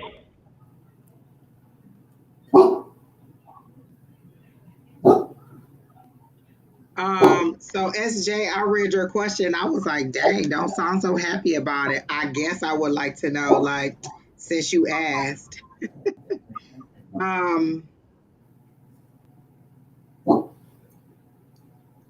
So, and I don't know if you'll agree with me, but just in the way that you worded the question, I feel like you're sabotaging the new love with the old, because you said, because I cut the old off. Like, you can't even concentrate on the new without bringing up the other. We didn't even need to know about the old love. If you just wanted to know about the new love, then that's what you should have said. But the fact that you brought up the old love, to me, means that you haven't let go, and you're still bringing that into your new love. So you're sabotaging it before it even gets going very well. I feel like if this person burps, you remember when the first time that person burped and got on your nerves. So I feel like you're doing this. You're comparing this person to that person. You're going tit for tat, and you're going to find your breaking point. And where do they annoy me so much that I need to let this go? So you're sabotaging the new love by comparing it to the old love, or by not letting go the old love. Like you said, cut it off. Again, I don't feel like we needed to know anything about the old love as far as what's happening in relation to your new love. So that's what I got on the love situation. General, you seem to be very hurt. So even your general, when I ask about your general, seems to be because you were hurt by the old relationship, and so everything is in the eye of the old relationship, or the feelings or emotions that you're holding on to. It's about to be a full moon on Friday, when you need to just go ahead and tell the universe, write it down, put it on a piece of paper, burn it, whatever you need to do. Let them know that you want to let go of all the things that no longer serve you. Or you can specifically say the ties to this past relationship. So I'm thinking that you need to, deal with those deep inner feelings so that you can move forward and not sabotage the new relationship. And so, because everything I'm getting is emotion, emotion, emotion, and it's heavy. It's dark, and it's not that the waters are murky, it's just that it's dark because you're still sitting in the sadness, or in the in the hurt of the old relationship. So once you let it go, you can move forward and you can be lighter and it'll let the light in. It's like you put a rock in front of the cave and no light can get in. And that's what I got, Miss Brittany. Finally, stop. I was kidding. That's all I can hear is Brittany, bitch. I know man. you hate it, but that's what I keep hearing. I've been fighting it my whole life, you know. It's Yeah. My name is not spelled that way. Tell it your way. So in all seriousness, Estee, I got and I wrote down, because like I will literally write down and color everything I'm seeing, hearing, and feeling. And so immediately what I got was flavor of the month, and like looking and I got this sensation and this image in my head, like Spirit showed me you looking behind at the stuff in the past, like, and not just the love, but there's other stuff that you look behind as you're supposed to be trying to move forward. And it's like, and especially this is significant when something goes wrong, this immediate end of whoop, well, maybe I shouldn't have did this. Maybe I shouldn't have left this. Maybe I should have did this differently. And then there's just like a re-examining over and over again. And then and so as far as like the new love energy, it's like, well, what do you really want? Because like I feel like it's just like you're kind of going around to different like connections, and it just feels like just very shallow, to be really honest. It doesn't feel in depth, and I feel like you're searching for something that you know is within you, and it's like you're searching for all kinds of stuff externally. It's not fair to the other people, and not to mention, if I could be literal too, the people that you're attracting are doing the same thing. So technically it's not fair to you and it's not fair to them. But in reality here, there's a need to stop and have this time to let your emotions, like be present with you. And I don't think that you're in that state of mind. And then as far as a general, you're asking for a general, let's be honest here. Like, all I see is that you're like, you surround yourself with love. So like, what, do you have anything else that's exciting in your life besides love? Because like, and I'm not trying to come down really hard on you, but it's like, what hobbies do you have? What is your excitement? Because your excitement can't just be all based on love, because love is going to come and go. That's a part of life. And yes, some of us are searching for that person that they can be with for a long time, but that requires a lot of emotional intelligence and maturity. And that's not where you are, and that's not where the people that you're attracting are. So why put yourself through that over and over and over again, when in reality you're just depleting yourself, and you're making the point of the beautiful stuff that you can do in your life, and even hobbies more so, like focusing on what is going to actually benefit you and be good and stable for the long run here. Yeah, that's all I got. I didn't get anything like it all was tied to emotion. Right. So that's all I was getting. Hi, Terry T. That's all, I was just reading his comment. Hi, Terry. Terry T is a regular. He is a hoot, and I love him. Hi, Terry T. And Brittany. Oh, Brittany is our guest for today. Don is here too. He's just off letting Paco in, the dog, and so he'll be back. But Keena, we're done with SJ, so you can. Who's next? Terry T, I got a bit of excitement and giddiness when you came in. Like, I feel like things are picking up for you. I'll email you, but go ahead. Everybody asking for a general reading when you know they already have an actual question in mind, and they're just not saying the question that they want to say. And this is why I say, if you say general, I assume that there's no area of your life that you want to know, because your life is perfect.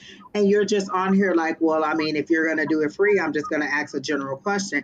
I think if you really had some area of concern, you'd ask that question. Don't be afraid.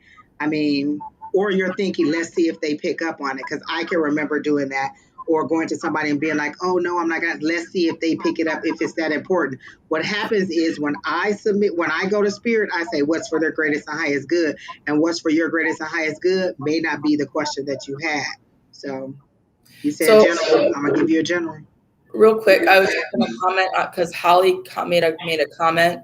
And that's the energy, Holly, that I was picking up on. And I didn't want to, because we're in a public forum here, I didn't want to disclose that information. But what I can tell you is what I was hinting towards, what I was specifically saying when I was reading you was there are a ton of resources in your area that can help you in these situations. It's not something you have to do on your own, but you do have to take those steps forward. That's not something that anyone can do for you. And as much as we love you as our fellow human being, and our sister, we do want you to know that you also have to make the choice to do this. And there are so many resources. And that's what I was going to say. And I need to emphasize here is a lot of times the resources that are given to us, especially with the National Domestic Violence Hotline. I am actually an advocate in Phoenix. This is something that's very difficult because a lot of shelters get overwhelmed, and so then they'll send you to another place and that place is over. So then all you're doing is making phone calls that are not helping you. There are so many other resources besides that. You just have to keep at that. And this is where I said, how resourceful are you really? And that's but I also get that she's under the microscope, like everything she does is being watched, so it's hard to do anything. And that's why I feel like the second job was the escape. You're away because you're working a lot. And so I feel like that's why I got that you have to do it alone, but you're going to have to really batten down and work hard at getting out of this situation.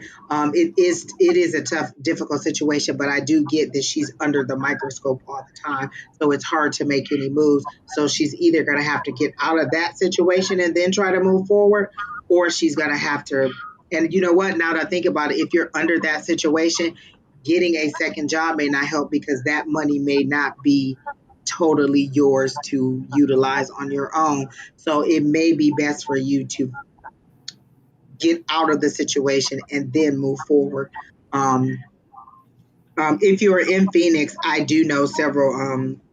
I used to work for a place, so I guess you can email one of the. You can email us or email me, and then I can give you resources, and I can also get them from Brittany and give you resources. But I don't know if you're in Phoenix or not, or in Arizona. To clarify, I need to be very clear here. The domestic violence resources that are available, they are designed in a way to prevent anything from being detected. Even the way Exactly. that they call you, and I'm saying this is coming from a woman to woman here. I've been in it multiple times. I've had to get myself out, and now as an advocate who does these speeches and different things, I am very aware of the systems, and there are a lot of options no matter where you live. They'll even relocate you out of the area, out of the area of where you are. A lot of times, like there's options that'll get you out of your state or out of where you are. So you have to decide: are you really ready to disconnect? Because once they do, it's under it's under secrecy. Like they really move you in silence, and you can't just be ready for all of the changes. When I lived in Houston, I worked with an organization, and that actually was a domestic violence center for women. And the women and children would, again, work in clandestine ways with this organization. And as soon as they had a space for them, they'd say, jump. And then these people would come and they would disappear. And the spouses couldn't find them. They were not there. Most people didn't know that place existed or who was there. And the same thing here in Phoenix. When I was on the board of the Maricopa Integrated Health System, we had that same work because we had some people coming in. And with Maricopa Health, we also have shelters that are very protected, and information is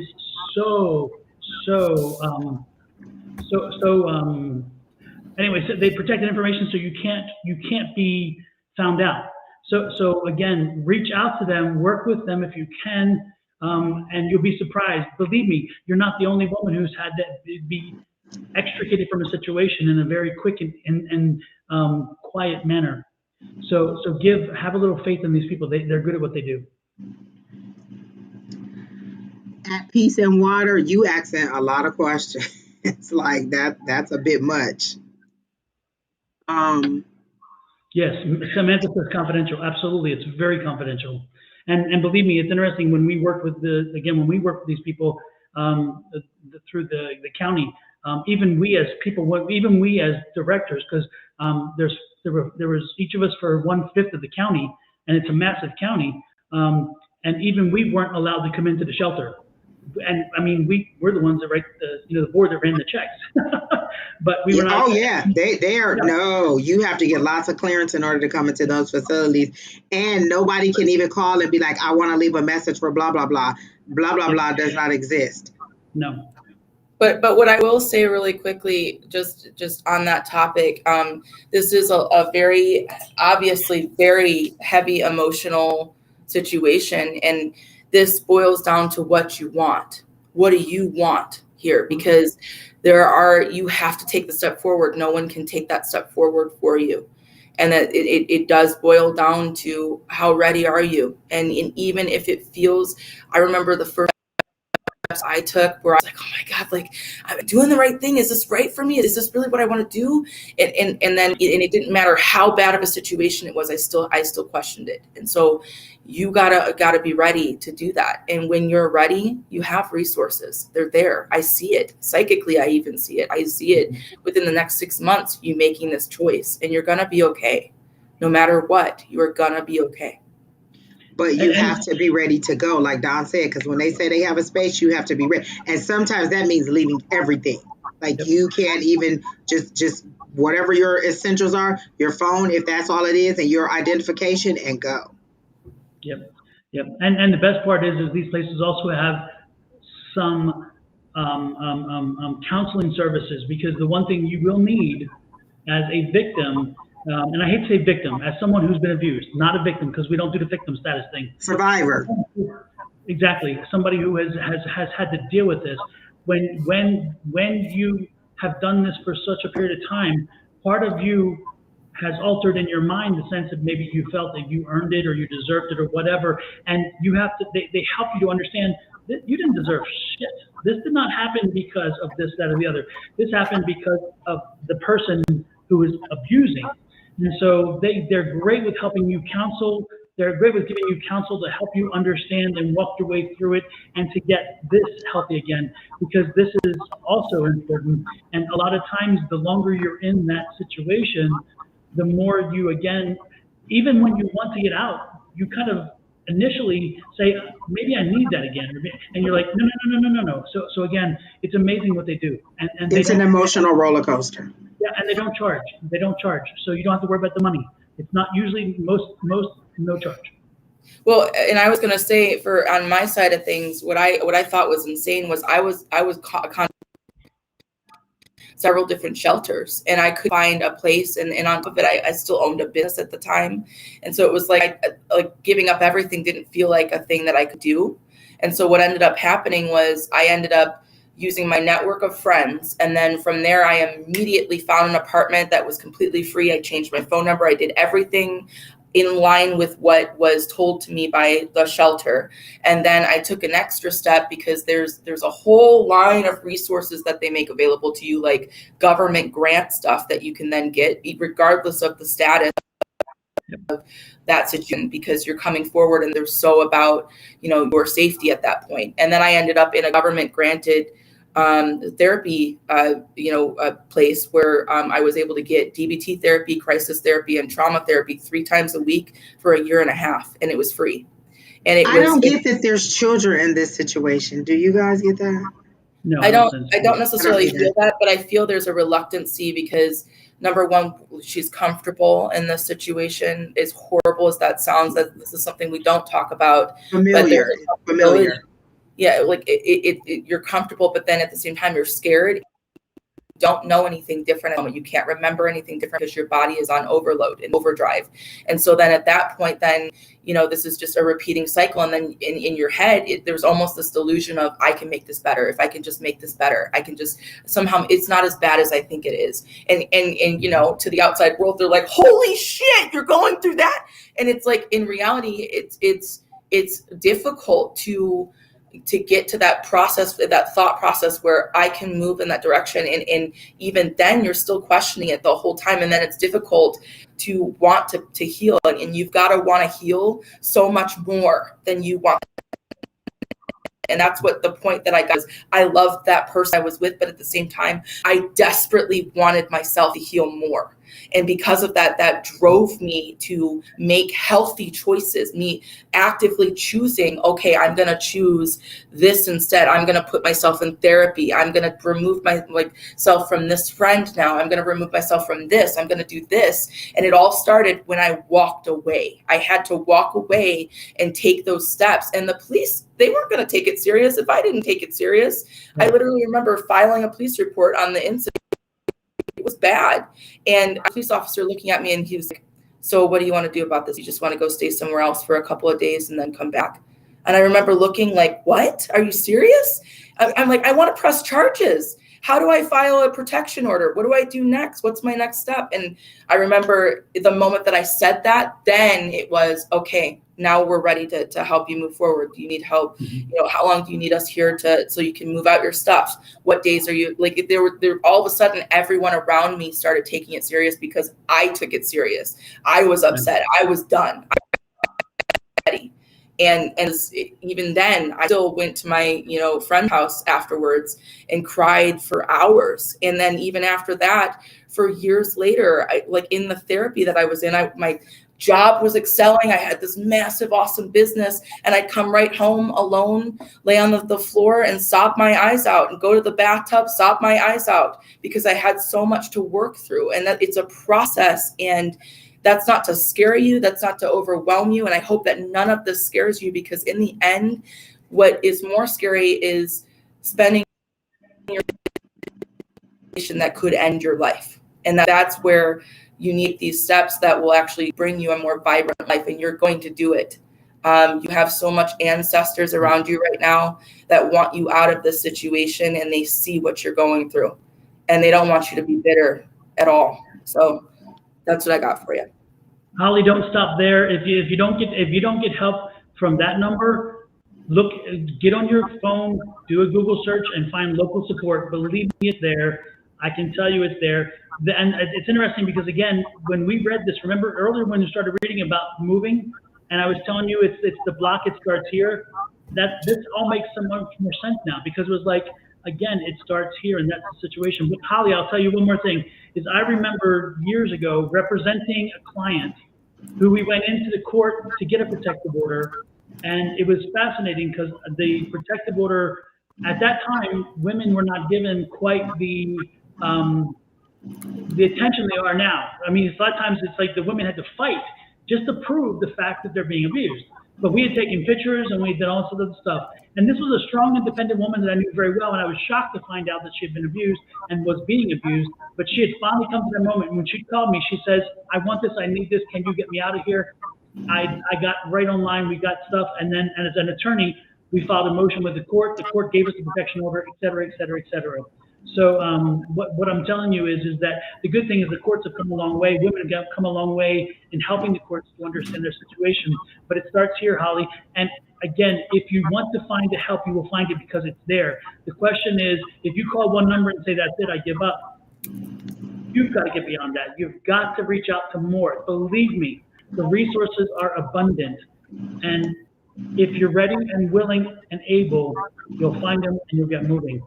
But this is going to be on your own time and when you're ready. And that's what I was going to say. We're not going to give you a pity party. We will give you resources. We will give you options. But what we're not going to do is sit here and pity and be like, oh, it's a horrible situation. We do know it's a horrible situation, but you also have to take the steps to get out of it. Like you took the steps to get into it, you have to take the steps to get out of it. So when you're done and you're ready to go, you'll be ready to go. You know what they're showing me now? Ike and Tina Turner, when she was ready to go, when she was done getting it, when she was done, she was done. She fought back and she left. And I'm not saying you need to fight back in that way physically, but I'm saying when you're ready to go here, you'll go. You'll do whatever you have to do. You'll call that number 400 times a day if that's what you need to do. You'll call You'll call 911 and you'll ask them for information. You'll do whatever you need to do in order to get the information. When you're desperate and you're ready to go, that's your control. I'm not sure if you thought that you were going to come on here, and we were going to tell you that there was going to be a magical fairy that was going to come in tonight and lift you up out and take you away. No, what we're giving you is solid resources that we know that are available. So you're either going to keep calling that number until you get something. You're going to call a local police department and ask them for some assistance, but you're going to have to do it. You can't just sit there and be like, oh, I can't, there's nothing I can do. There's a lot of things you can do so you can move forward. We won't give you a pity party, but we will give you the support you need. So if you want the support, we're here for you, but we're not going to join in a pity party for you. So just real quick, if I can just make one last, like if I can leave you with any other question, what's it going to take, Holly? What's it going to take for you to leave? I remember sitting there and it took a 2x4 to finally get to the point where I'm done. And that was not the worst. And I say that is the type of reality that you're living in. And whether that's just emotional abuse or it only happened a few times or it is on that kind of level, what's it going to take for you? Because in the end here, the fact that you're here, there's so much about that tells me that you're still on the fence about this situation. And if you've called, then try the different websites. There are a ton of resources in here. There's so many resources in the chat that they've listed for you.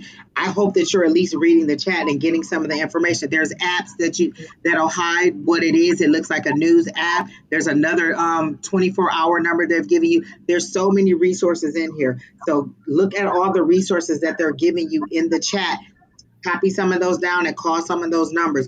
It's a continuous thing. You have to do it. You have to decide you're ready to go. And when you're ready to go, it won't be anything in the world that'll stop you from going. And not to take away from anything so far that we've said, because it's important, but this is one thing I would tell you. Look at that list. Look at the people in the chat. This is what this is about. When we come online, we try to help people, and we have a community. This is a community, an online community. And when you needed help out there, the online community came to your rescue. Look at all these people giving you some wonderful advice. They're giving you direction. They're helping. I mean, this is what it's all about. How is that? And I think everybody, Jill and who was the other one? And Corinne, Samantha and Vicky. You guys are wonderful. I mean, these people, they don't even know you, but they know you because they may have been in your shoes, or they know you're their sister, not your biological sister, but you are their sister.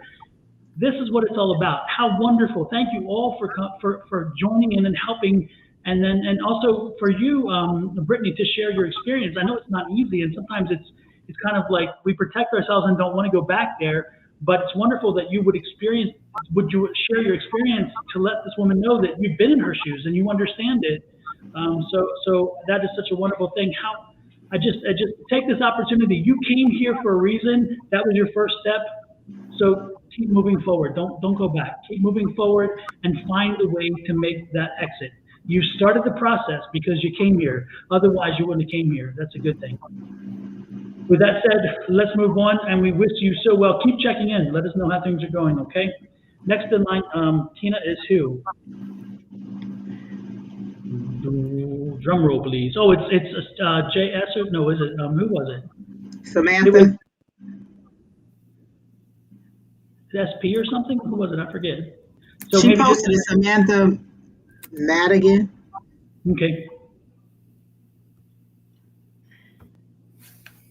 Okay.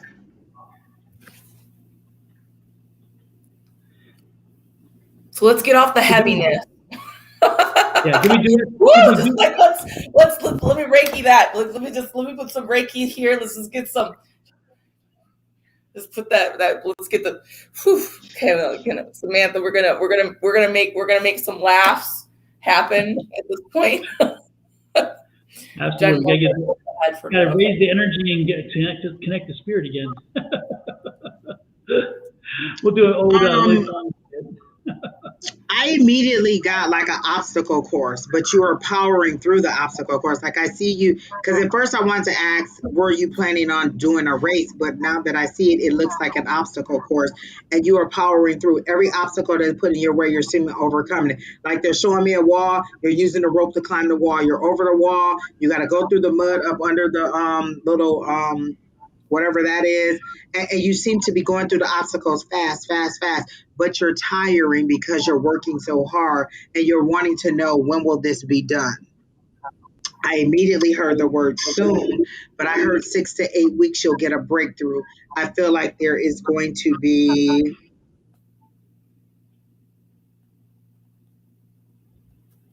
I heard 6 to 8 weeks, and so I was just asking if it was a new job, and I got a no.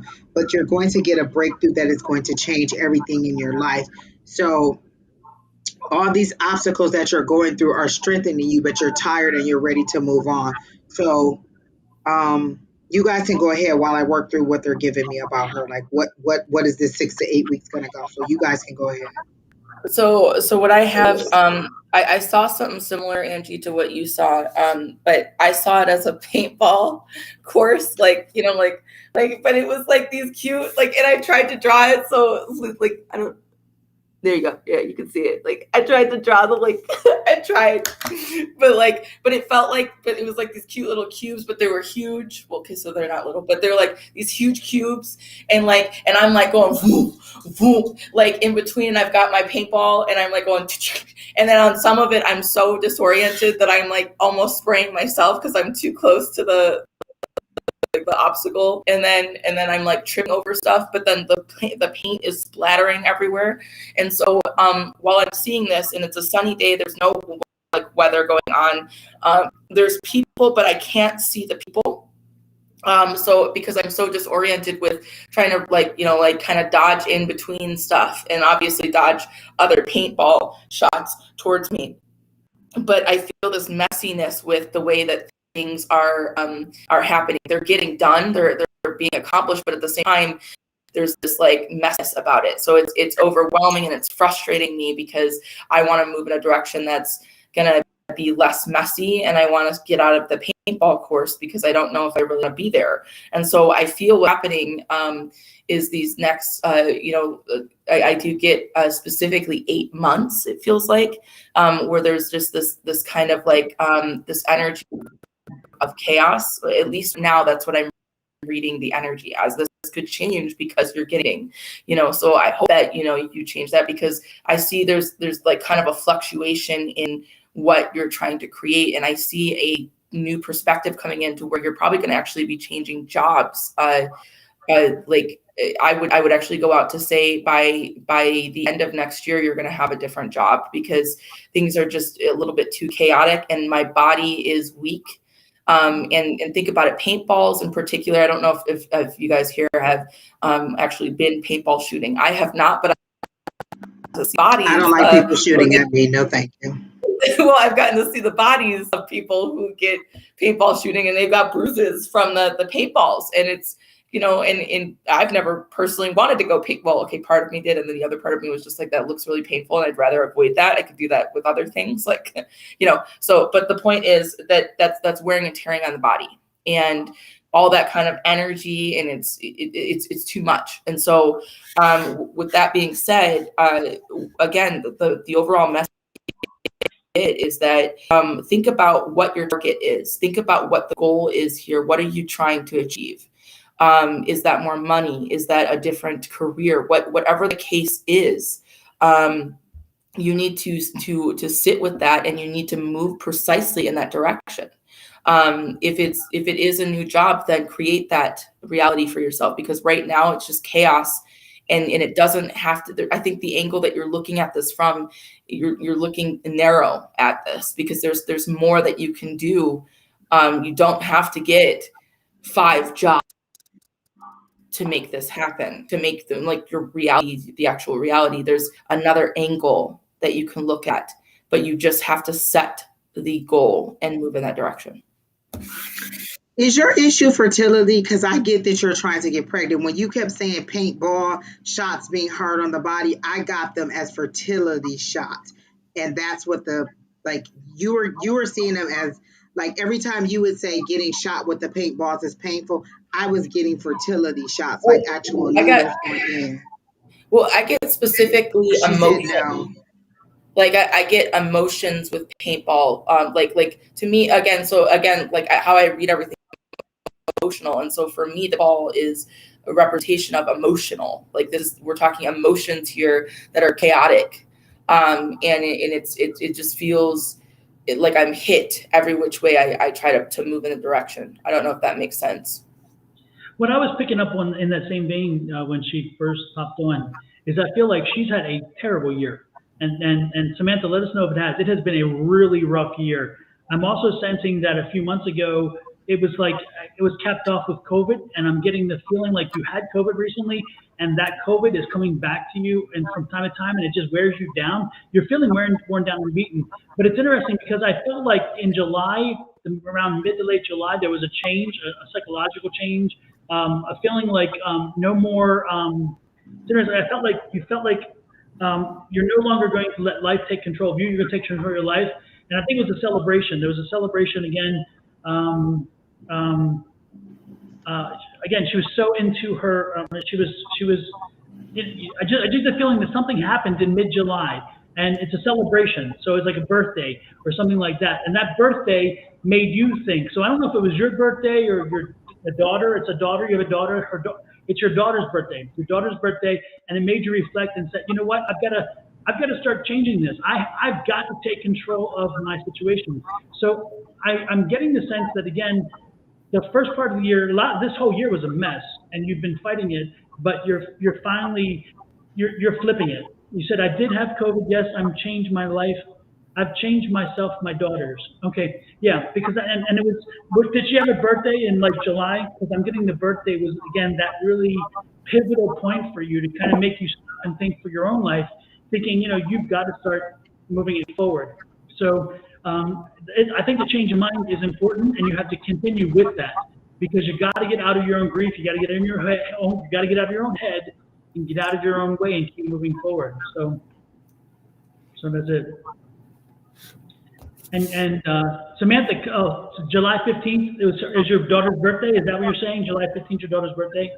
So that's that celebration I was talking about. Okay, good.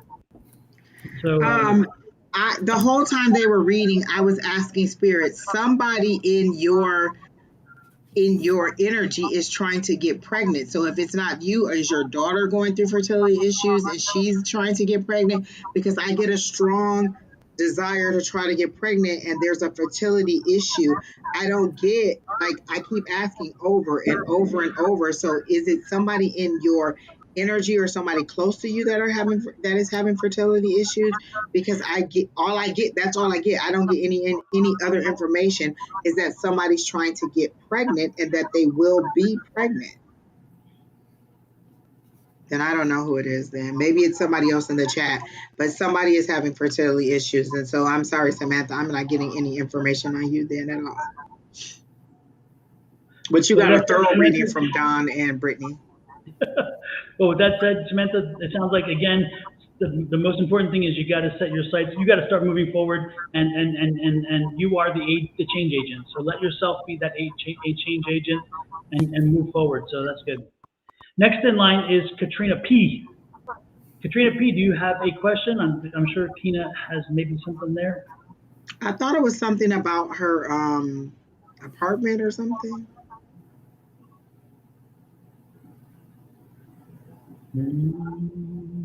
Oh, love. She was a love reading, Angie.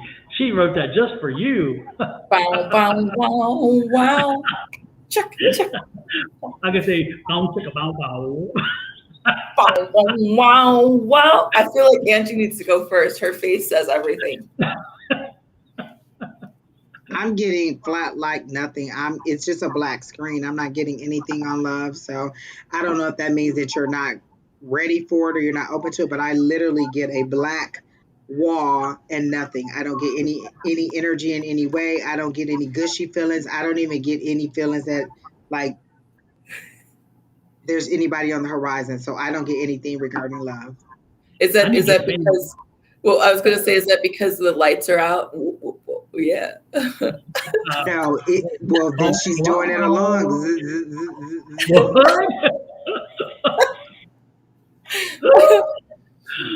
Um, Clutch the pearl. Shade. well, Oh, I can try to read and see when we can get you something, but I don't know when it's going to happen. Because, like, right now, I don't Amazon think. can have it to you in 48 hours. So I've been told. I don't know. but if you're in Texas, you can only have 6. I feel that you're on a self-love cycle right now. So anything that comes into your bubble, it's Into her what? like, oh, well, yeah, making me blush here. No, so NC17 in the chat. Anything that comes into your bubble, like your world, your auric field. I'm trying to not make this weird. Okay, anything that comes into your energy field. Okay, it's gonna be a smack to your face to get you back into self-love. Okay, so anything, like any connections that come in, and I don't see a lot, but if there is something, and I say if there is, because it depends on if you get out, if you don't get out, and I say because I see a scenario where if you did get out, there is something there, but that thing is shallow. It's very, very, very, very shallow, but it would still be a bound chicka baka waka waka experience for you, but it won't be something that's like great. Okay, it'll be like, oh yeah, I got that. See, I'm back in the love department, but then it's immediately gone and ripped out from you. I see what's happening next year for you is you start taking your self-love more seriously. You start and self-love, think about it. You can't just snap your fingers and be in self-love. We're talking like baby steps up these stairs, and the stairs are your self-care. Okay, the daily self-care that you do that brings you into more self-love and honoring your feelings and your emotions and understanding that you are representing your reality. So the moment that you go out and you interact with someone, that person is either going to be repelled from you or attracted to you. And that will be contingent on how you view yourself, how much self-love you have already. And your cup is like, okay, like it's not filled. And what you want is that overflowing. Because if it's overflowing, then you're going to find somebody that's also overflowing, and that love will be mutual. It will be very, very, very emotionally beneficial for you both. Right now, you're getting to that depleted state, and that's not fair to you. So, is more so care about the type of actions you're going to have, because that's ultimately what you're asking here is you want love. Well, what kind of love do you want? You want shallow, because that's what you got right at the moment, and you deserve way more than that. Way more than that. See, I was about to say something mean. I almost choked to death. Go ahead, Don. My chakra just throat punched me. I'm good. Yeah. The only thing that came to my mind is it was Jesus. Wait, I'm sorry. The only thing I can say is, if it's shallow love, no wonder it's not satisfactory. I mean, listen, she said, "What kind of love you want?" I said, "Wet." With big hands. Oh Lord! I just was like, when you talk about, I was like, no. She needs the Amazon 2000. Yeah. No. Lord help me. Brittany, you left so many opportunities there, and I was like, I was ready to write them down. Self-love, shallow. I was like, okay, so. I'm not living right, Tina, because I almost choked to death twice. Brittany said, Jesus. I said, my throat chakra punched me. She said, Jesus punched you in the throat. That's one of those Jesus take the wheel moments. He's like, no, you ain't going He took the wheel and punched me in the throat. Like, shut up, don't say it. Okay. All right, what was I going to say? Okay. Woo, praise him. Okay, what was I going to say? Okay, so... Can we talk? The problem is, I think if I'm correct, Brittany lives in a there's multiple family units in the house, or multiple generations of family. I hear there's too much going on, in the background for you to find love and connect on a one-on-one basis. You have too much obligation to your family and to other people in order, and that's why you're not finding love. You need to let go of some of those obligations so that you can move forward. Like, I remember, no, I won't tell the story. Um, I don't know that you would want to bring, like, would you be able to have intimate moments or have those one-on-one moments with this person in the environment that you're in? So I'm feeling like you need that break from the family in order to have that time, because there's too much opinion, too much, I would do this, I would do that. And so you just kind of need that break from the family. Like, you really need that fresh start. And so I'm getting that you need to isolate literally from where you are, like get out on your own, and then love will come. It's just too much background noise. It's too much going on in your life for love to truly find you and you become. I feel like there would be other people coming in. And I don't know that if, like you say, like you brought this person to the household, other people would also be attracted and try to pursue. I don't know if that's the kind of situation it is, but that's the kind of tone I'm getting, where like you wouldn't feel safe leaving your individual at home or leaving your individual while you're out. Like, when I leave, everybody got to leave. Can't nobody stay home with, you know what I'm saying? Never mind. What all I'm trying to say is you need to be in a more isolated situation. There's too many generations or too much going on in the household for you to find love and be dedicated to it. Does that include self-love? Yes. Her obligation is to her family. She's very obligated to her family above herself. Like, she's giving too much to them and not enough to herself. But, and yeah, she has no private time to give herself self-love. All righty then. Katrina, hopefully that registered with you. Hopefully that resonated with you. And with that said, let's move on, unless anybody else has anything else to add before we move on. So let's go with next is, who is next? Beverly. Oh, Beverly, yes, General. Beverly I modified that when she said her question is, will they solve the matter of identity theft going on right now soon? In other words, she's dealing with an identity theft issue, and she wants to know if that will be resolved soon.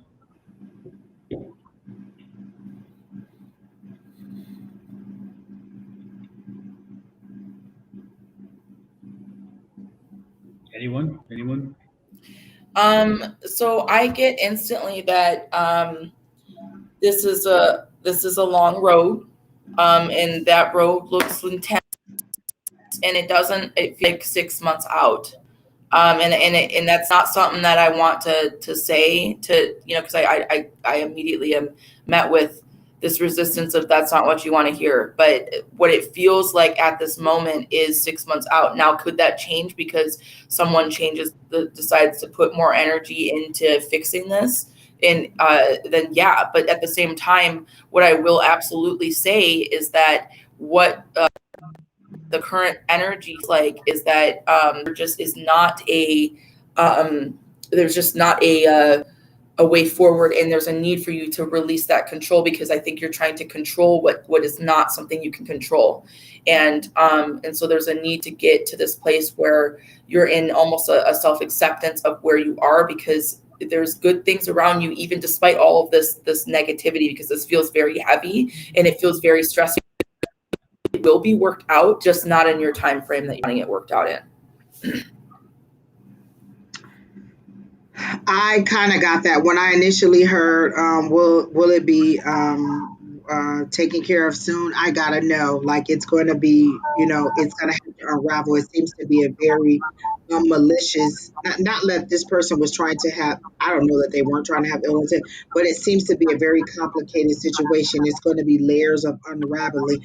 So I feel like it's going to be a while before you get out of this situation. It's not going to be like, oh, next week it's all done. It's going to be a while. You're going to have to flag things. You know how, like, they say you have to flag your credit profile and all those things. You're going to have to put a lot of safety precautions in once you're out and while you're trying to get out. So I do get that it's going to be a hard road ahead with trying to get out of this situation. She also was interested in what we're picking up on who it is, if we can sense who might be responsible for this. The one thing that came to my mind is it's family female and it's probably niece or something like that. It's somebody connected, and I don't think it's of her same generation. I'm thinking it's a niece, and the niece has been doing this for a while. This is not new. This was just found out. From what I'm sensing, it was found out recently, but it is not. It's been happening Have before. you told her that before? Have we read this person before? Because I felt like you've told her something about a niece or somebody. Maybe it was somebody else, but I feel like you've. Yeah, not for this. We read her for something else.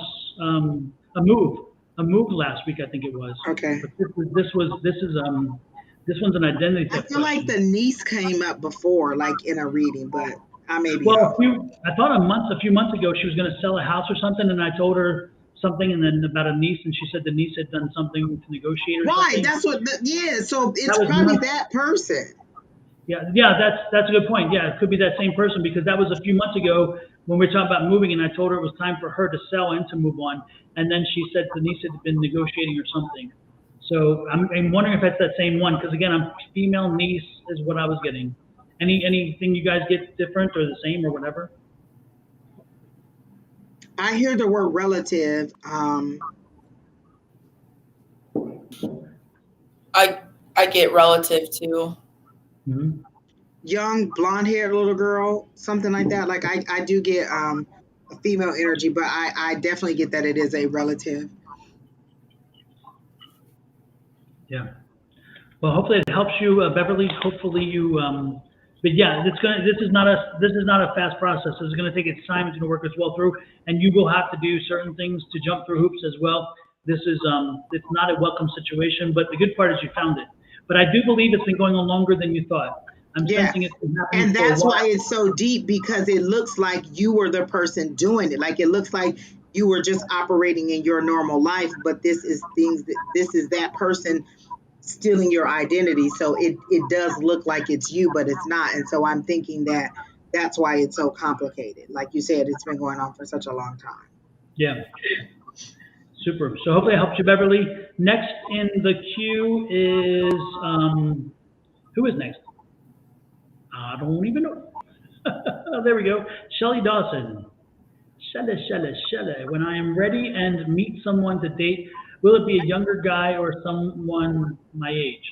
I am attached to several younger guys.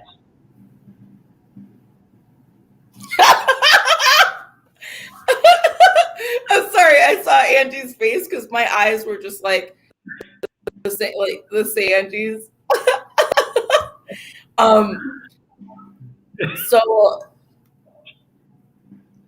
So she posted another. Oh, she meant attracted to, because I'm like, wait, you got that many in the? Where do you hang out? First of all, that's what I wanted to know. But you back up the train. Wait, so did the message change? I am here, Jenny. I am single. Life. It did change a little bit. She says, I'm here, General. I am single. Love life. Will he be my age or older or younger? Career change, finances. My job pays good, but I need a new, Lord have mercy. What's the question? Let me break apart this dissertation and find the thesis of the whole thing. Let me Exactly. Let's boil it down to one thing here. We don't have all night. Is it dust? Like Jill just said, is dusty in the plant a metaphor? That's what I was thinking too. I was like, is this a metaphor? Is there something like to this? And then I was like, no, she's really talking about her job. But there's so much metaphor there that you could take it on. Because, like, boom, boom. It's dusty. But not for her. It's dusty. It's not bomb chicka wow wow. It's dusty there. Okay, wait, that's kind of messed up. And then just as I said that, I did get a sacral chakra that's a little bit on the cobweb side. So I'm sorry if it's disrespectful, Shelly, but you have a little bit of a dusty, cobwebby sacral chakra energy right at the moment. And so if I can kick it off for us, I'm going to go ahead and go I'm gonna go ahead and go all out here, and say that as far as your love life goes,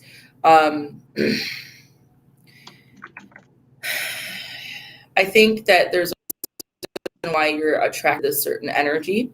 But as far as what you will end up dating is someone that is actually very closer to your age. But there's a reason right now why you're attracted specifically to like younger types of energy. And I say that because I do see that you notice certain energy more than other energy. But I think right now too, there's a lot of transition that's going to occur with money. That's going to occur your career, because there is actually changing in. And I think the fact that you're asking these questions, and that's something that I just want to bring out. Anytime we're asking questions, it's because we feel the energy shifting, and it's because it's shifting, because it's changing. And so when somebody says, is there change is on the horizon, your body's already feeling it, and it has not caught up to reality yet, but your body already like, oh my, there's a change. And you're like, oh my God, is there going to be a change? Yeah, there's going to be a big change. So in your career, there's a significant change. I actually see you making more money, very significantly. There's almost I'm not going to put a limit here, but it's 1,000, like, let's just say 1,000 more. Like, let's just go on that kind of level. It's a significant jump. Okay. But it's more than that. And I see that your life, though, it feels about March or April. Those 2 months are very distinct,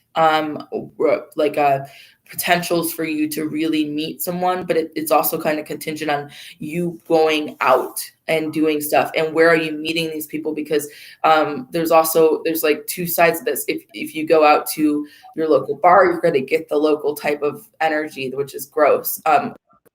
Then if you go towards, I don't know, chess club, okay, I'm just using that as an exaggeration. You don't have to go to chess club, but you know what I'm saying, like, find an event that's a little bit more related to what you like to do. But the more that you put your energy into what you like to do, you're going to see something come in, but it's between March and April. Your job change, though, is going to be significant. So I think your focus is going to shift on that. So I hope that answers some of your questions. But again, enjoy your single life, because not going to last very long. And right now you're kind of dusty, but you won't be dusty for long. Do you smoke cigarettes? Because they keep showing me the image of Marge Simpson's sisters.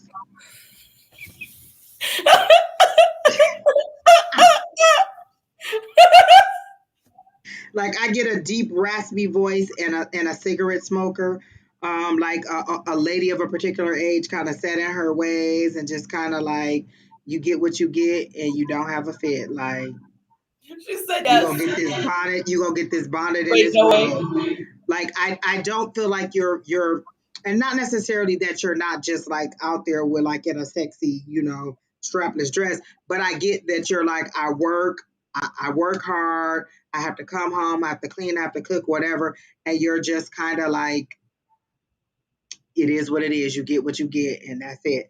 I don't feel like you're putting a lot of effort in trying to find someone at this time, because you are working so hard, and you are focused on, like, I feel like you're desperate for love and wanting to be in love and wanting a relationship and wanting a companionship, but I don't know that you're putting the effort out there to find someone or do something. I keep hearing something about bingo. Do you go bingo? Like, why do I keep hearing bingo? What is coming up with the bingo? Um, so I'm just not sure that you're literally putting yourself out there to try to attract people. And so you seem to be a little bit focused on work, but you also seem to be comfortable at the job you in. You know every day what you're going to do. You go in. It's like literally they show me, like, you punch the clock, you do your work, you leave, you come home. You punch the clock, you do your work, you leave, you come home. So I'm not getting any effort being put into a love life more than just the desire in your head that it be done.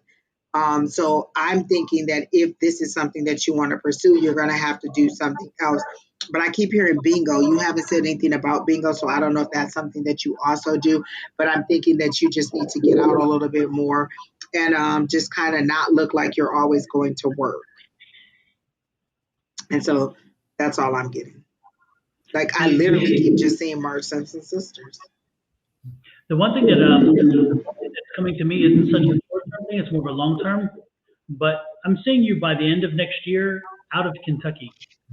I don't see you. I'm sensing that you're in Kentucky, so I'd have to be confirmed if you let me know if that's the case. But I think you're in Kentucky, and again, I'm thinking you're going to be out of Kentucky. I think you're moving, and I think that it's going to be a good thing. It's by choice. There's an opportunity. You're going to take it, but that's going to be next year, late next year, when that change takes place. And the impetus for that, I believe, is going to be a relationship. And so do not be surprised if you wind up in a relationship early next year, and by the mid to end of next year, you both are moving to where he is from or where he is moving to, and you're out of Kentucky. So I don't see you staying in Kentucky beyond the middle or the end of next year, and that is coming from a relationship standpoint. So keep that's what I'm getting, which may actually answer a lot of your questions about finances and relationships and whatever. It's all kind of, I don't know. But so get ready to take care of the dust and the cobwebs, because there's gonna be some exercise coming. Did you say sexercise? No, but it sounded good. I thought you said sexercise. I'm like, oh wait, where do you sign up for that? No, I was thinking horizontal mambo.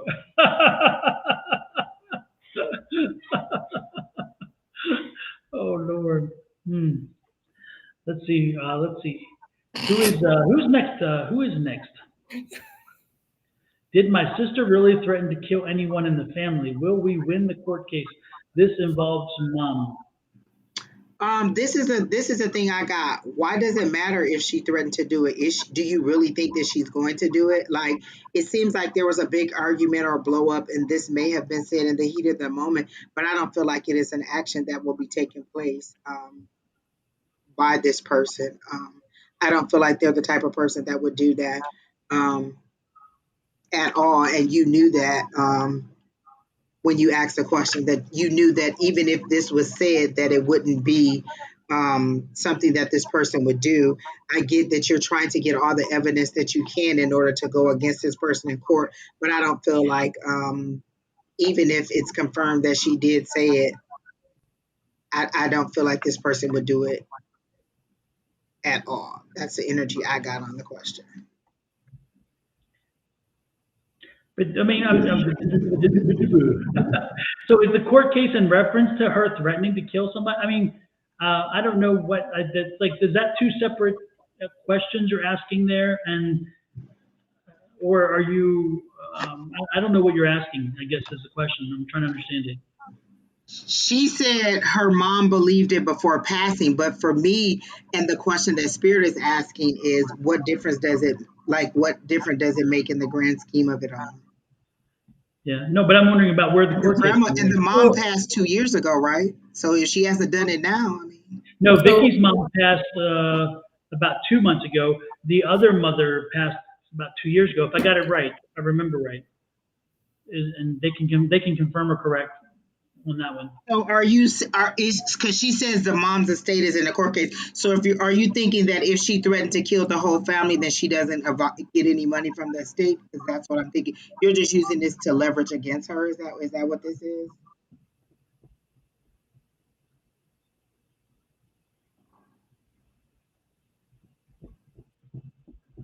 I don't get any malicious any malicious intent from that energy or that question.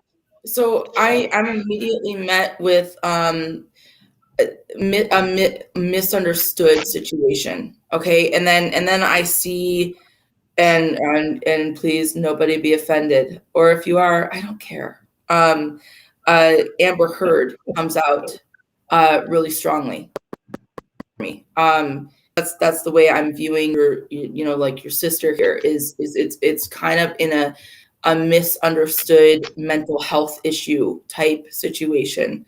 And I think that your mom had a little bit more of an overreaction than I think was needed in that situation. I do get that this court case, it's a real uphill battle in the sense that I don't see that.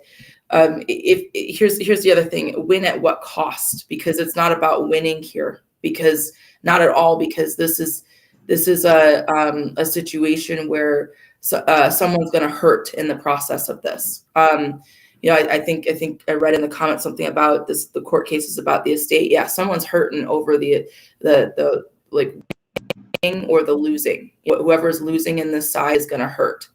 And so what I have to ask you is, at that point, what cost are we doing this? What's the point of the situation, and why is it something that is all about the winning? And so Spirit is telling me, at least, to look beyond just the win here and look to the point of what's beneath the surface here. What does your body tell you? Why not you actually have time to sit down? Don't focus on meditation or anything like that. Sit there and take some deep breaths in and out. Close your eyes and literally say, I'm an NLP practitioner, and something that I'm all about is all about the body. And so why not do this exercise where, when you're alone and you are not going to be interrupted, sit privately, take some deep breaths in and out, close your eyes, keep breathing in and out. And when you feel centered enough in your body with the breathing, just focus on your breathing. I want you to ask yourself this. I literally want you to say these two statements: my sisters, they kill everyone in my family. And I want you to sit with that energy. How does that feel in your body versus the opposite of that? Because your body already knows the answer to that. And to be really honest, it feels very misunderstood. That energy all around it. There's something about that that's just misunderstood. And I do agree with Angie in the sense, I think she said this, if I'm not mistaken, but what I get is that this is this has a lot to do with the heat of the moment. What things were said in a moment when your sister was in great mental distress, and it was taken very literal. And on that side of it, I feel this coldness about this whole situation. And so what I do have to absolutely say is at what cost? Because you still have a lot of uphill battle to go. At what cost is this going to cause you? As far as winning it, like if you're going to actually, how far uphill? Why can't there be a compromise? And that's what I'm really coming to terms on, because your sister hurts. A lot of people hurt in this. Like, I see a lot of pain here, emotional pain to be exact. And then with the passing of your mom, there's even more emotional pain here that I'm getting. And that's where I will stop. But the one thing I can tell you, Vicki, no matter what we say or anybody else says, if you feel comfortable by removing the guns, remove the guns. But in other way, or go out and buy a gun vault and put them in a gun vault and put them and store them. The reality is if you're concerned about family violence and you have guns in the house and you feel like, I need to put the guns away, why not put the guns away? That's kind of one of those. It's kind of one of those things that just like, you don't need anybody to give you the permission to put the guns away. If that's the case, just put them away and be safe and feel. Then that'll be. It's an appeal now. She won't compromise at all. It's passed now. This is the thing I don't get. Your mom was very concerned about this. Why didn't you guys just do a will and divide up the property then? Why are we going through this now? If it was that much of a concern that she was violent and that you didn't want her to have anything, why didn't you guys divide up this stuff now? This seems like a lot of drama after the fact, but I feel like your sister is operating from anger and hurt. Well, okay, it's anger, but it's from frustration and hurt. I do not feel that she's a danger to you, but you don't take my word for it. Again, like Don said, if you feel that she is going to hurt you, then maybe you should take the guns out of the house, or you should do whatever it is necessary to protect yourself. But I do feel like she is operating from a place of pain and anger. I feel like if you guys sat down and talked about this, you may work through a lot of hurt and anger in your life that is just unnecessary, that has you in unnecessary gridlock over this situation. This is her only way to have power and control, is to fight with you guys over this property. So you either sit down and have a heart to heart about it, or you continue to be in a gridlock with her and let the courts decide it. But I feel like if the court has to decide it, it's going to further divide you. Like, I feel like you love your sister too, and she loves you, and this is just a power control thing. And the one thing that you said that Vicky said is that she wants to know the truth. If she could do that, there's only one way to know the truth, and that's by living the experience. And so, if in a year or two or three she hadn't done it, then she couldn't do it. I mean, it just that's the thing is that I wouldn't worry about what the truth is, because the truth is our lived experience. And that's what life tells us. And Vicky is still living in the pain too. This is her way of holding on to. Everybody's living in the pain of the loss of the mom, and you're all in a gridlock. Nobody's working through the pain. You're just going back and forth with arguments when you really just need to work through the pain together. Again, if you find out she did say it, then what does that mean? You're not going to talk to her anymore? You're going to isolate her from the rest of the family? Like, think about the bottom line. You're saying that's what you want to know. But say you find out she actually did say those things. What does that mean? You isolate, you don't talk to her anymore. She's cut off from the rest of the family. You go to the court and you say that that's what happened. So what is your bottom line? What do you get out of knowing whether it was true or not? Your mom has passed. If it was on her deathbed, she could have been in a state where she wasn't in her accurate mind, and the things that she said may not have been completely lucid. So in the end, if you find out that it did happen, what difference does it make? Going to gain from knowing the truth, whether she said it or not. At this point, it's a he said, she said. It's again, you guys holding on to that grief and not working through it. And also read this. Vicky, read this. Give grace, but not at the expense of your sanity. If you're letting her rent space in your head on a continuous basis, when it could be used in other valuable spaces, then the problem is yours, not hers. You really need to give grace to her, but not at the expense of your sanity. I mean, if you're letting it eat you alive, it's not healthy. So what is my favorite phrase?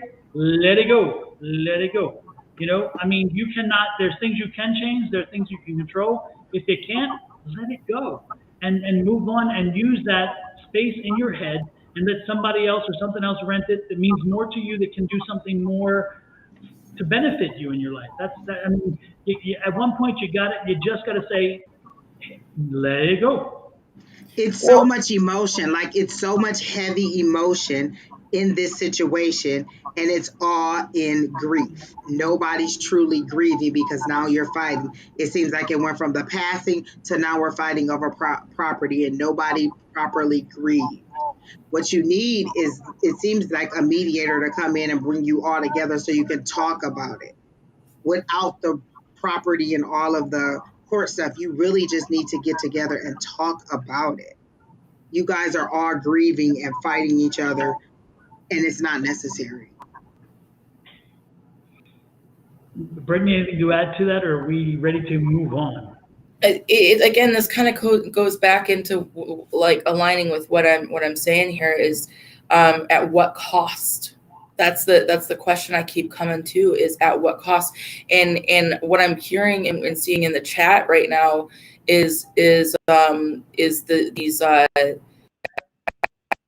I see a flood of ego from you, Vicky, and I don't mean in a disrespectful kind of way, but I see like a flood of ego in your messages. It's all about what she's not doing, what she can't provide, and what she's not willing to talk about. And in reality, what are you doing on your part? because that same energy, we can go and literally say that that's actually mirroring. And I think the shock here would be where you're actually trying to put in energy in a different way. So like removing your energy from the situation and actually allowing yourself to feel feelings. And I think right now, because when someone we love passes away, a lot of times the emotions become so huge and they come in different floods, and then we get numb, and then we experience the plateau, which is like this emptiness that we start to feel. And then what happens is we then will go through these different cycles, and a lot of times in that process we stop trying to focus on our health, on our family health, that like, and I'm talking about immediate family, what's in our household, and we start focusing on external things to take us away from the pain that we feel. And that's what's happening in all of these situations here. Regardless of what her actions are, that's irrelevant. Why is this still a topic that you're questioning? You have 3 amazing psychics that are here, and that's the question that you're asking about. That says a lot about what's on your mind and what's on your radar right now. And instead, why not focus your energy more on something that's going to be healthier for you? Take a break for a moment on this. And as Send far her as love. How often do you send her loving energy? How often do you speak love into her?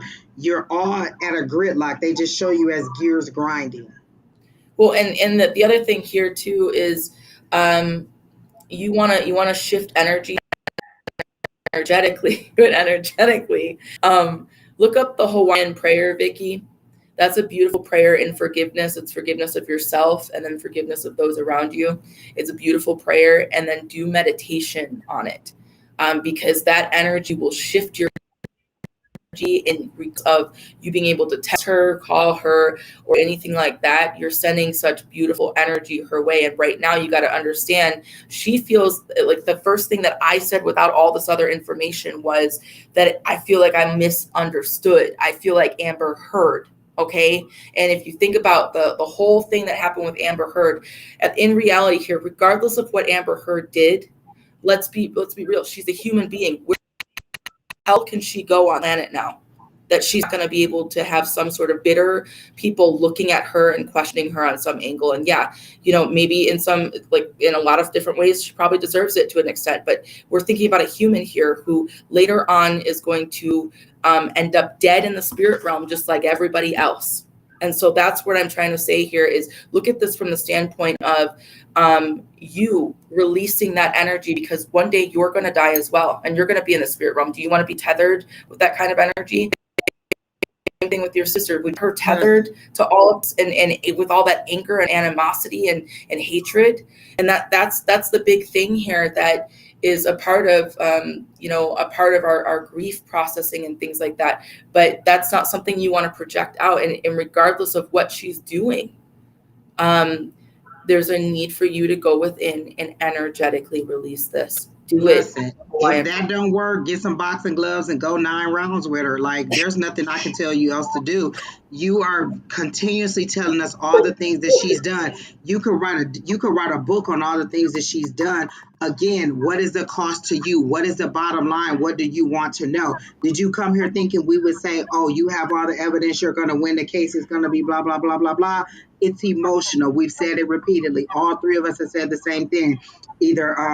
Either try to work it out in love or continue to fight in anger. But there's nothing else I can say, because you're just going to keep telling me she did this, she did this, she did this. The comment of Vicky, that anger that you have just in the comment of it would just take 1 round, that's your sister you're talking about. And I say that coming from a place where all my family was shunned from me. Like, I have every reason to hate and have animosity towards everyone in my family. Don't, because I understand that they're a human being on their own journey, and your sister is on a journey, and you need to focus more on your journey. And that is all I have to say. I'm washing my hands, clean up the rest of that. That's some negative energy. We need, again, a Reiki charge here. I'm going to push some healthy energy here. This is some nasty energy. We don't need to focus on that. We need Iyanla right now. Ain't nothing else I can say. Where Iyanla Van Zandt at?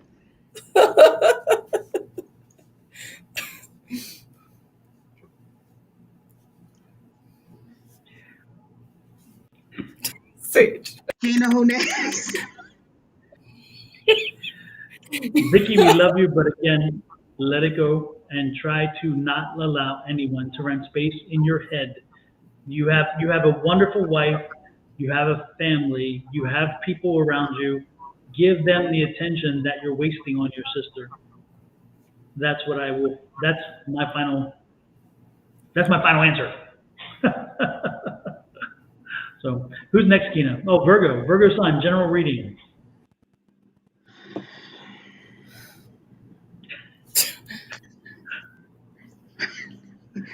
Brandon, bring me some wine.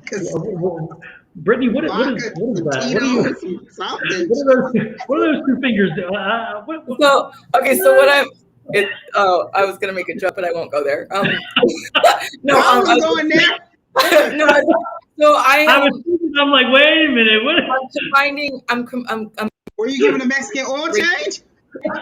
No, I'm combining Reiki and Chinese medicine at this point because I'm just like, she needs Jesus. Woo! This energy, like I'm just clearing out the energy space, and I'm not saying not to disrespect Vicky. It's just that's a lot of energy, and I can feel both sides of it, and there's so much anger and animosity, and I'm like at this point, I'm like, spirit, I need to move on, and so that was me clearing out the energy. Forward and the next person that wants to be read, like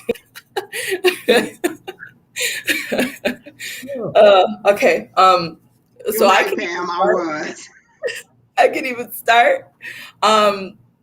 So I get a as far as a general reading from you, and I'm in a state of like, this is what's going on with my energy right now, guys. I'm literally like this. And I'm doing this. Reduce you to a third grade doodle because I've got a lot of energy that I'm working with, and I don't feel like I have patience to draw right at them. And so I'm like, all right, I'm gonna just do this because it feels really good, I'm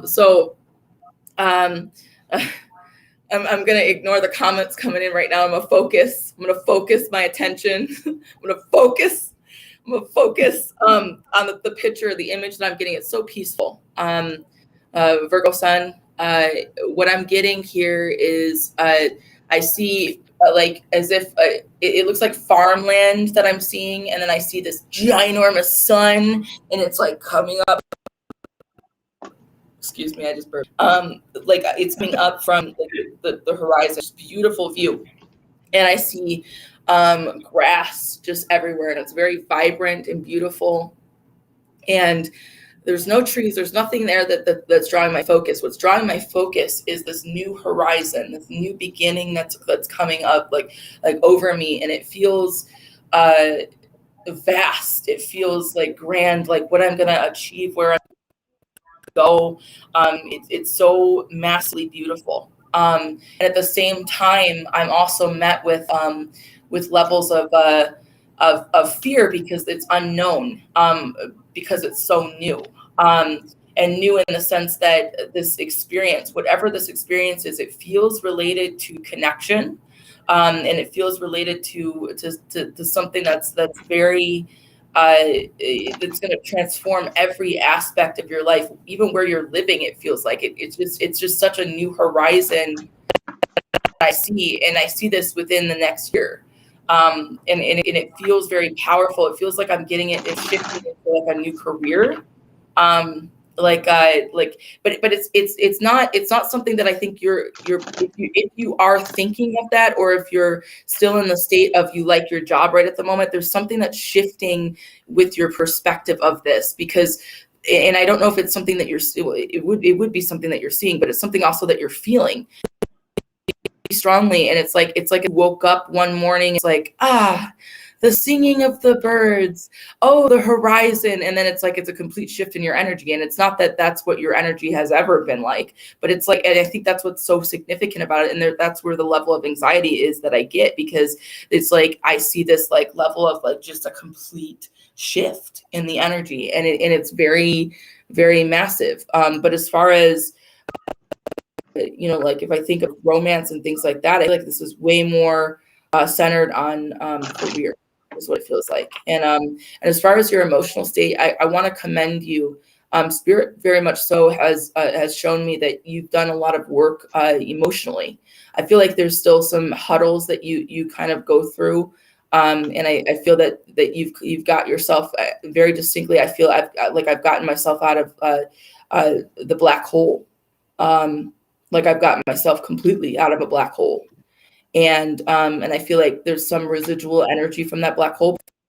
I feel like I'm in a different mindset. And so if you haven't started to feel that, you're going to be feeling that. But I almost get that you're kind of already feeling that. Like I have so much heat, and it's not just because I'm tapped in, for healing, but it's more than that. I just feel like it feels incredible. Dawn, are you gonna go? I have a message, but she probably won't like it. You go ahead, Angie. Virgo sun, Spirit said, okay. You receive very well. Why are you coming to us, or why are you submitting to a lower authority to confirm information that they already told you? Everything that we're saying, you already know. You've already received this information. Either you're coming here just in support, and we thank you, but you don't need confirmation of anything we're saying. You have a direct connection. Have confidence in your connection. They told me to pull my Moonology Oracle cards, and I don't use them that much. I thought these were going to be great. The card that I pulled was Capricorn, your hard work is paying off. Everything that's supposed to be happening for you is happening for you. It's a Capricorn moon. Capricorn new moon, so your hard work is paying off. All this must be happening in the darkness, and it's growing, it's growing, it's growing. Allow it to grow. You're so wanting to know every single thing, every single day. What's going to happen tomorrow? What's going to happen Tuesday? What's going to happen Wednesday? You're receiving the information. Stand in confidence on the information that you're receiving. You don't need to go to someone else. And not to say that we're the lesser authority, but if you're getting the information directly from the God sense, what are you coming to us to confirm, to say, oh yeah, God was right? If I was God, I'd be like, really? You had to go to them to confirm something that I told you directly? So you're receiving the information. Stand on it and receive it, or don't receive it. But at this point, your guides are annoyed with the fact that you're going to other people to confirm everything that they're telling you spiritually. Your hard work is paying off. Let it build, let it be, let it flow. Stop going to other people, asking them to tell you what spirit is already telling you. And that's all I get. Super. So hopefully it helps a lot. And with that said, we're on to the next and final individual. So Kina, who is that individual?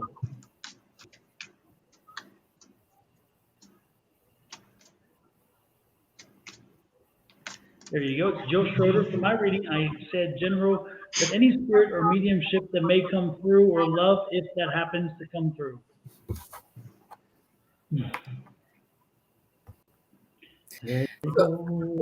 So in spirit, I get a man. I don't know why instantly I don't know, like it feels like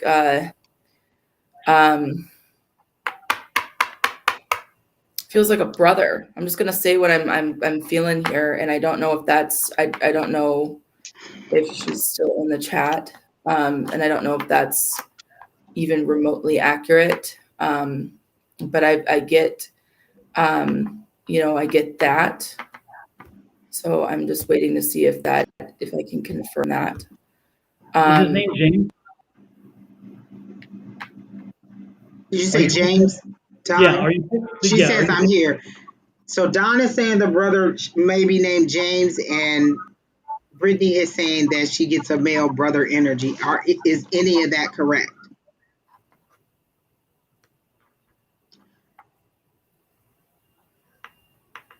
That's her mediumship, right, Brittany?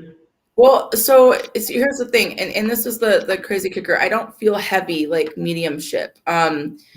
I get the sensation that, and that's why I asked, is your brother in it? Because if not, then that no brother has passed. Okay, so then that tells me that this is about there's the message that I have is about your brother. And so then that makes me just want to stop for a second, because there's something about this particular connection that's significant. And like, as far as what I don't have a love reading for you. I have literally a specific spirit message about the connection between you and your brother, and how, like, your closeness, and how you can move in the direction. There's something that feels unhealed about that connection, and I don't really understand completely a lot about that. But I think I need a minute to sit with that, because it feels kind of heavy, and I don't know a lot of sense, but I'm going to see if I can get more, because I'm pretty sure I'm going to get a little bit here. Anyways, yeah, I'll let somebody take over for a second. What I got was a seesaw, but you're not on either end of it. You're in the middle trying to balance, and they're saying you're too old for that.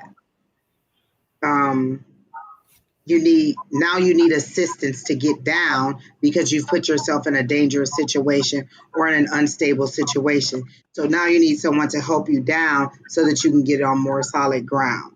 I do see it being more of an angelic, because they're now showing me the 9 or the 6 of swords, but they're showing it to me in the way in this other deck of cards that I have, where birds are lifting you up and carrying you over. So you've put yourself in an unstable situation. It's going to take a outside force to come and help you get out of this situation, but they're saying you need to be mentally ready for it. They're like, I feel like you keep getting yourself in situations over and over again, and then crying out, I need help. And so what they're saying is that you need to I'm getting that you need to make more wiser decisions. Like, you keep getting yourself in situations and then needing someone to help you, or calling out for spirit or someone to come help you.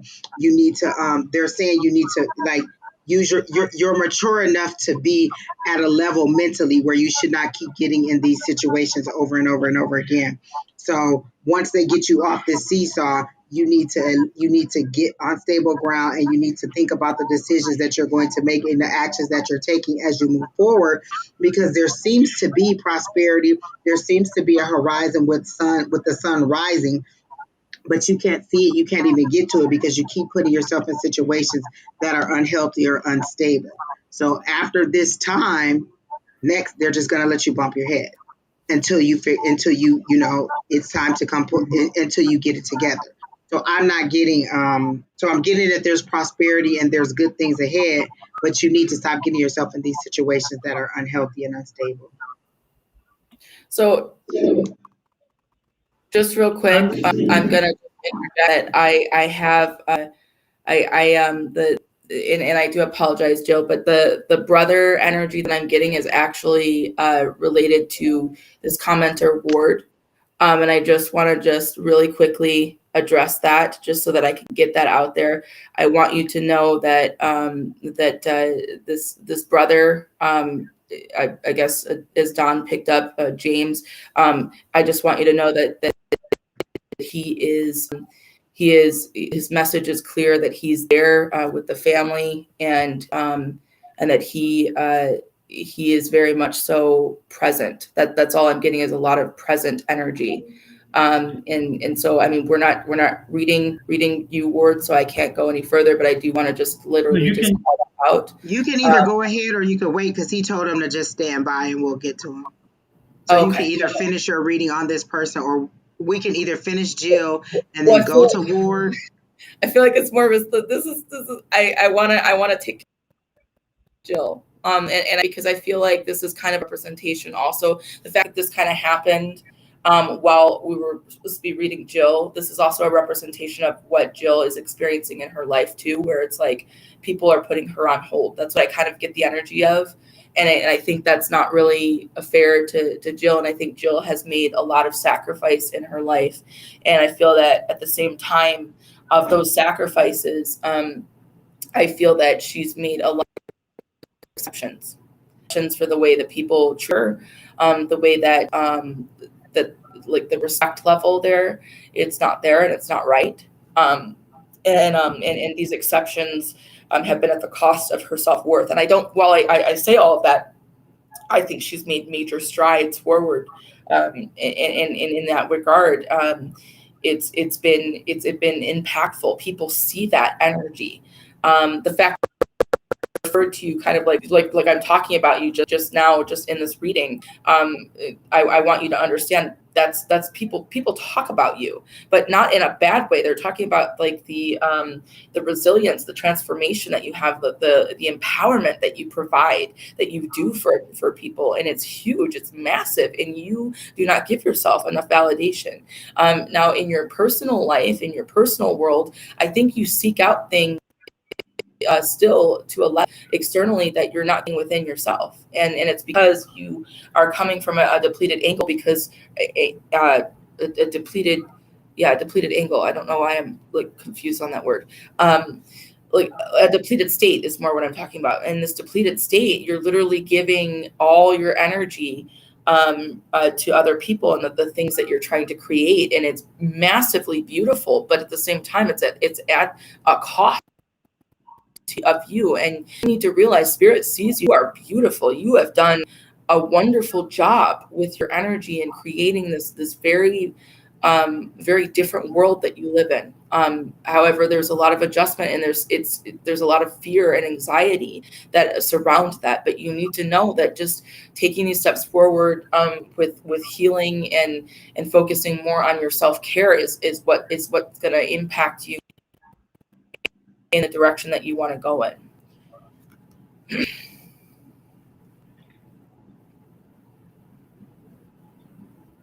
I don't have anything else. I already gave the seesaw thing. I mean, I just want to get back to Ward, because Ward, I don't think James is a brother. I think he's like a brother. I get baby. I'm getting the word baby because that would tell me baby brother, but I don't think he's a brother. But I'm getting baby along with his name is James, of course. And he died too young. He died early this year. He died far too young. But it's interesting because he's telling me there's been a lot of loss around you. But you're strong. Ward, if you're still here, does any of this resonate with you? He's very strong energy. He has a very strong energy about him. He's very, very caring individual, very loving individual. Great smile. Like a brother. Okay, yeah. But what's the baby come in? Because it's like he's telling me baby, and again, I didn't sense it was like baby brother. What's baby? Why is the word baby coming in so much? Why is he saying baby? Did he have a baby? No, I don't sense a baby. I don't think he has a baby. There's something about baby. He's saying baby. Does that ring a bell with you, Ward? Yes, sorry, I am slow. No problem, no problem. Yeah, you're not even, no, yes, oh my God, this is not your first language. You're in Europe, you're European, it's not Germany. I lived in Germany, I know what that feels like. Is it Holland or Belgium? Holland or Belgium, maybe? I don't know. Yeah, you're not, is that right? Are you from Europe? Are you in Holland? Are you in Belgium? Because I'm getting that kind of energy. Belgium. Okay, good. Yeah. So this is the right one. We're on target. Okay, good. Well, but he did die young, right? He died earlier this year, right? Somewhere at the beginning of the year, somewhere in the first few months of the year. Is that right as well? Did he die somewhere early in the beginning of the year? This year.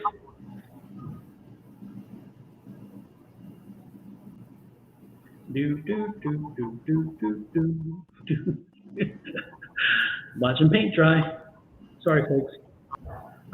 Anyway, yes. So in March. Okay, good. Yeah. So this is him. He's got a wonderful spirit. He's a very strong, powerful spirit. He's lots of heat. He puts off lots of heat. And he came in when we're reading Jill, but he was like he needed to come in And I think that's wonderful. But know that he's in a good place. Know and he's watching over you. You are loved. But again, is it true that there's been a lot of loss around you? Because again, he's just saying that you're strong and you can get through this. You've been here before. So just know that. Anything else you want to? Anybody else can pick up on him or anything?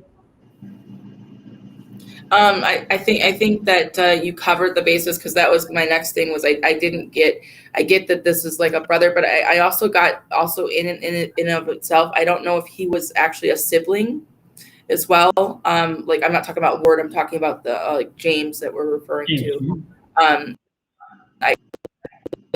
I get that. I get that the message is strong about the sibling energy that he feels, and in the presence of being there, and Ward, you have a lot of family that's around you, and even on like because I read a lot of ancestral stuff, and I see a long lineage besides just even your grandfather, and even the presence of other that have passed away over years. I see way more around you that I don't know that you're completely aware of.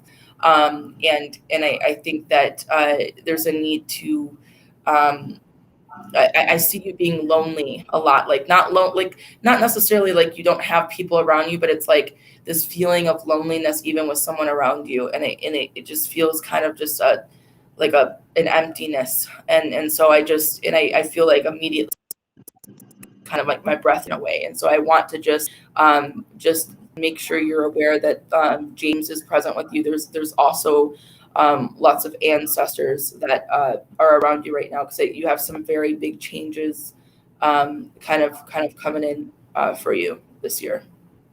He does tell me, Ward. James also indicates that you are somebody who is very funny and vivacious on the outside, but on the inside, you're very vulnerable and you're very hurt and you're very conflicted. So it's like two people. When the people who don't know you and read the outside, read a happy, healthy, whatever individual, and yet down deep you have you have a lot of issues going on inside, and you feel like two different people. You're kind of split. And he's like, he's like, you need to work through that, and it's like you're going to get through it.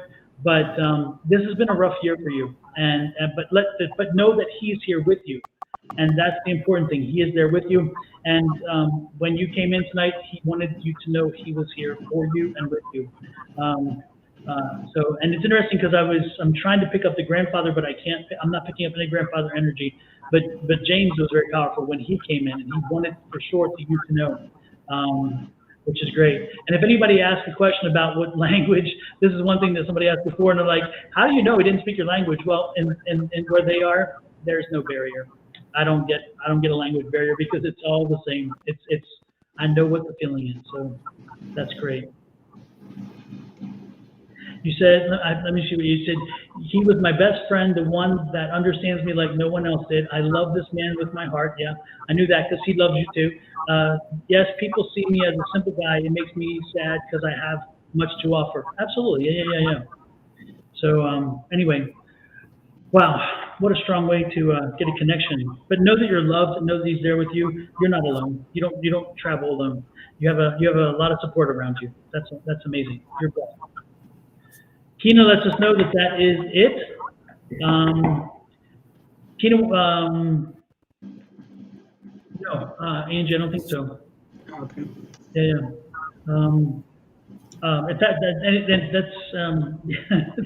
anyway. It's about it.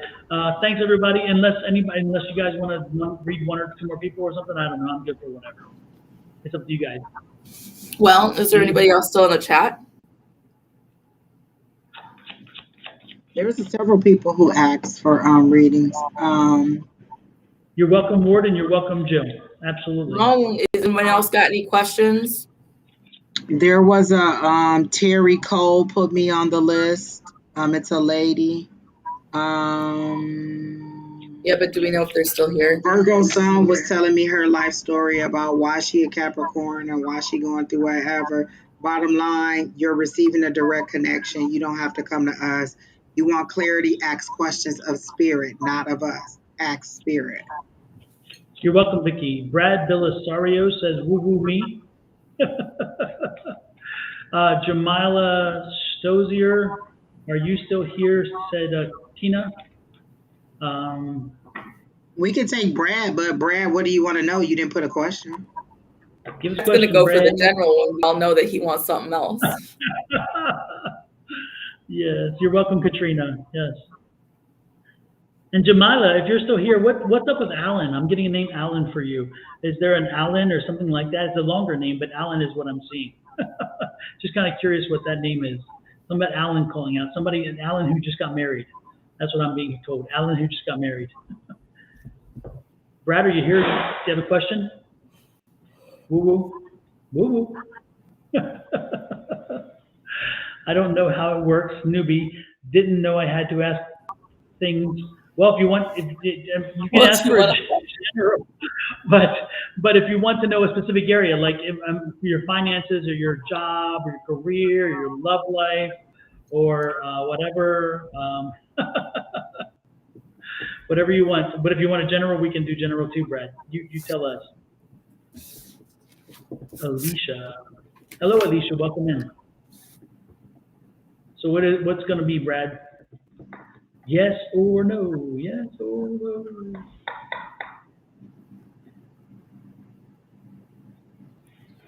Oh, I was reading so intensely the chat, so I saw the host say they are taking a few more posts for questions, and I was like, they are taking.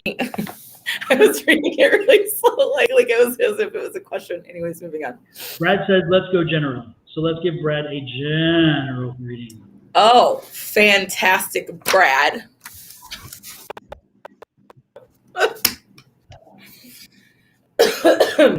Brad, are you? I get it. Is he the baby brother?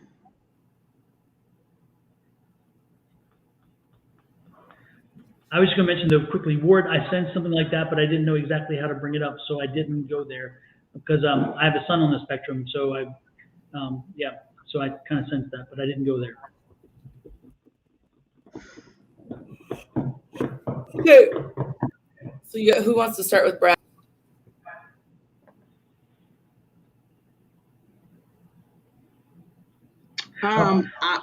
Go ahead, Don. No, go ahead. I was going to turn the cards because I was. I keep hearing bratty little brother. So was he the bratty little brother? So where are you asking? Are you asking Ward or are you asking that to Brad? To Brad. Right. I got bratty little brother. Like you were the annoying little brother who got on your older brother's nerves, but he still loves you and watches over you. So I got hit with the throat chakra immediately when I started to ask what was a general for Brad, and then followed by a level of misunderstanding, and then when I ask further about what that misunderstanding is, I immediately get anxiety, and I'm overwhelmed with certain emotions. It feels like my the inner child inside of me has gotten triggered by whatever this misunderstanding is that I'm referring to. But then the other thing that I got hit with was a tree, like just a real visual tree, and I'm looking at not the bottom of the tree. I'm focused on the trunk going up, and I see the leaves around the tree, and I met with this feeling of like, how did this just randomly appear here? It feels like an obstacle that I'm being met with, but at the same time of being met with this obstacle, I am in this understanding that I need to ground here. I need to be present, and I need to be centered here, because there's a big conversation that needs to happen that is not happening, and that's why I'm experiencing this throat chakra, like coughing, because something needs to be talked about that's not being talked about, and that's where the anxiety is coming from, and I'm getting to the point where I want to ramble because there's something that's not being said. So in general, I feel like question, like I think we put Brad on the spot, and Brad doesn't have an actual question, because the question that's on Brad's mind is something that involves a heavy emotional situation that feels it's centered around a misunderstanding, and I don't think he has the time to type in all of the like what the question really would be. But then at the same time, I don't think he can put it into words, and so that's what I get from that. So with that kind of energy, if you are currently feeling that, Brad, or if you are not feeling that, and you're about to go into this situation, there is a conversation that is going to happen here, either presently or in the near future, like being in the next week or so, because there's something that is about a misunderstanding, and it's to something that is very emotional to you. The thing that I can absolutely say here is there's a need for you to be very present and very grounded, because the words that you use are going to shift this connection that you're dealing with, and that shift is going to impact, and it's going to cause like a ripple effect. Because as soon as I said the shift, it feels like a earthquake. Like it's like, Hulk smash. I don't know if you've seen anything about, which I need to watch more She-Hulk. Thinking about the Hulk and the Hulk smash, and it's like this ripple effect that goes into the rest of the earth. And that's what I feel very strongly, Brad, is that you're kind of at this moment where there's this moment that's going to make it or break it. That's how you word in this conversation is going to greatly impact the rest of here. Let's just put it that way. I got that you were the little brother. Your older brother isn't deceased, but there's distance. Either he lives at a distance from you, or there's distance between you because of whatever situation that she's talking about. You miss him and he misses you. I heard just call him. I feel like there's nieces and nephews that you haven't seen, that like maybe he had kids or you had kids, and that they haven't met their uncles. I get a deep longing and a deep sense of missing this person. And I hear call him. It's as simple as that. If you call and reach out, God, I hear Time After Time by Cyndi Lauper. If you fall, I will catch you. I'll be waiting time after time. So your brother is there. He's still there looking out for you. He misses you. You miss him. Call him and reconnect. As simple as that. Whatever it was, or whatever reason you haven't talked to each other in a while, just call. It'll all be dissolved and it won't even be remembered. You two are missing each other. That's what I get. It's just a longing to be brothers again. So I'm not sure if that's correct because you're not commenting, but if it is, just call him. The one thing I was getting, Brad, is that I'm getting a health issue, a health crisis. I don't know if you're having one. I'm also seeing you with a, I see you as single, but I see you as single, but I see you with a daughter. So I don't know if you were married at one time and you're divorced, or whether it was just a situation where you became a dad out of wedlock or whatever. But are you? Is there an illness between? I'm getting illness, and so I'm getting a health issue, and I don't know if it's you or the daughter. That's supposing you have a daughter, but I do sense you have a daughter. Brad, are you ignoring us? Like, you asked us for a reading and now you're not gonna respond to us? Like, seriously? He probably doesn't know what to do. Yeah, Brad, let us give us some feedback. The questions. We've asked 40. I need to resonate. Yeah. No. Yeah, but I'm picking up a health issue or health crisis. You may not be comfortable talking about it, so I don't know. 3 kids. You have 3 kids, or the brother has 3 kids? Okay. 2 daughters and a son. So is one of them, or are you ill? Because I'm getting an illness. I was getting a daughter being ill for some reason. I was getting a daughter. Again, the daughter is coming up. The daughter being ill, or you're being ill. It's not the son. It's not the son. I do. You are ill. Is that correct? Or you do miss your... No health issues for me. Well, then I don't know. Then I must not be picking up. I was picking up a health issue for you or a daughter. Are you saying you do miss your brother? Like, are you answering my question? I think he's saying that his daughter is sick.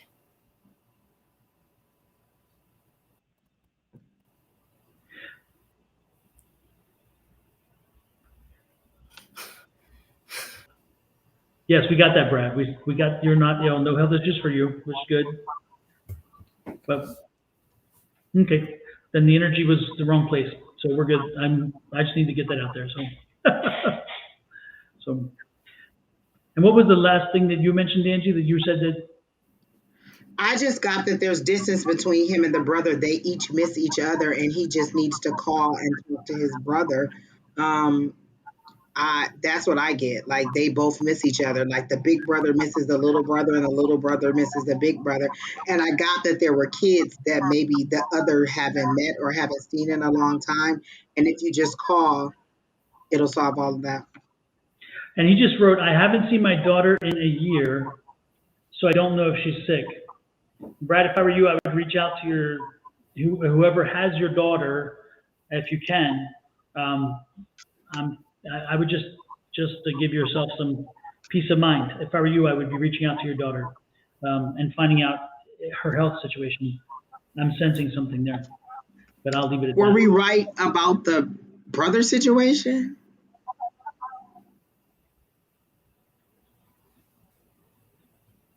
Brad, I know you type faster than that.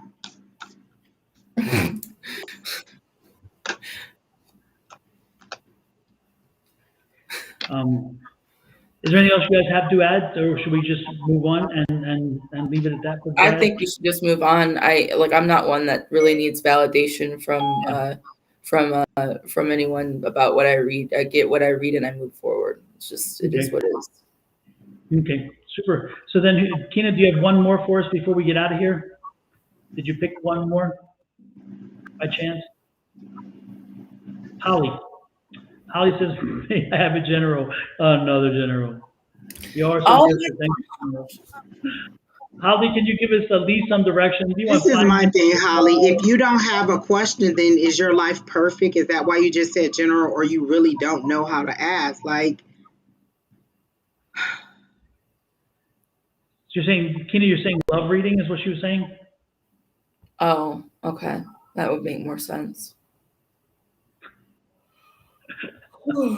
Holly or oh wait, I just realized I said that out loud. Oh no.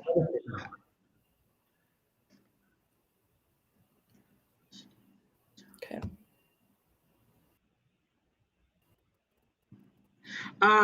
Okay. So they show me you on a Monopoly board in the little car. That's you're in that little car, and I heard that your career is taking off. Like, are you buying property? Are you in a real estate or something? Like, I see you zooming across the Monopoly board collecting money along the way. So your career is taking off or is about to take off is how I'm getting it. Don't know how to ask. Well, I already started general, so I'm not gonna tell you about love. But I see you on a Monopoly board in the car, zooming around the board, collecting money. So I don't know if you're a collections person, if you're doing like rent, like you're into real estate or whatever. But I feel like your car is taking off, and you're going to be getting a lot of money along the way. Okay, that was a little bit TMI.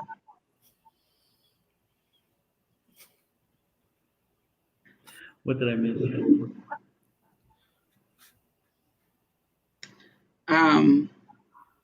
You're disabled. Okay, but you're in a car and you're going around. Okay, first of all, disabled doesn't mean that you can't work. This is the second time we've been on here and somebody said I'm disabled and that means that they can't work. You can still work. Then I must be connected to the wrong person. You guys can go ahead.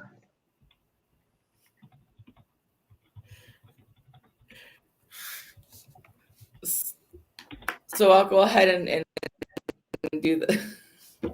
I'm being really goofy. I'm being really goofy right now. I think it's because I'm like slap happy a little bit.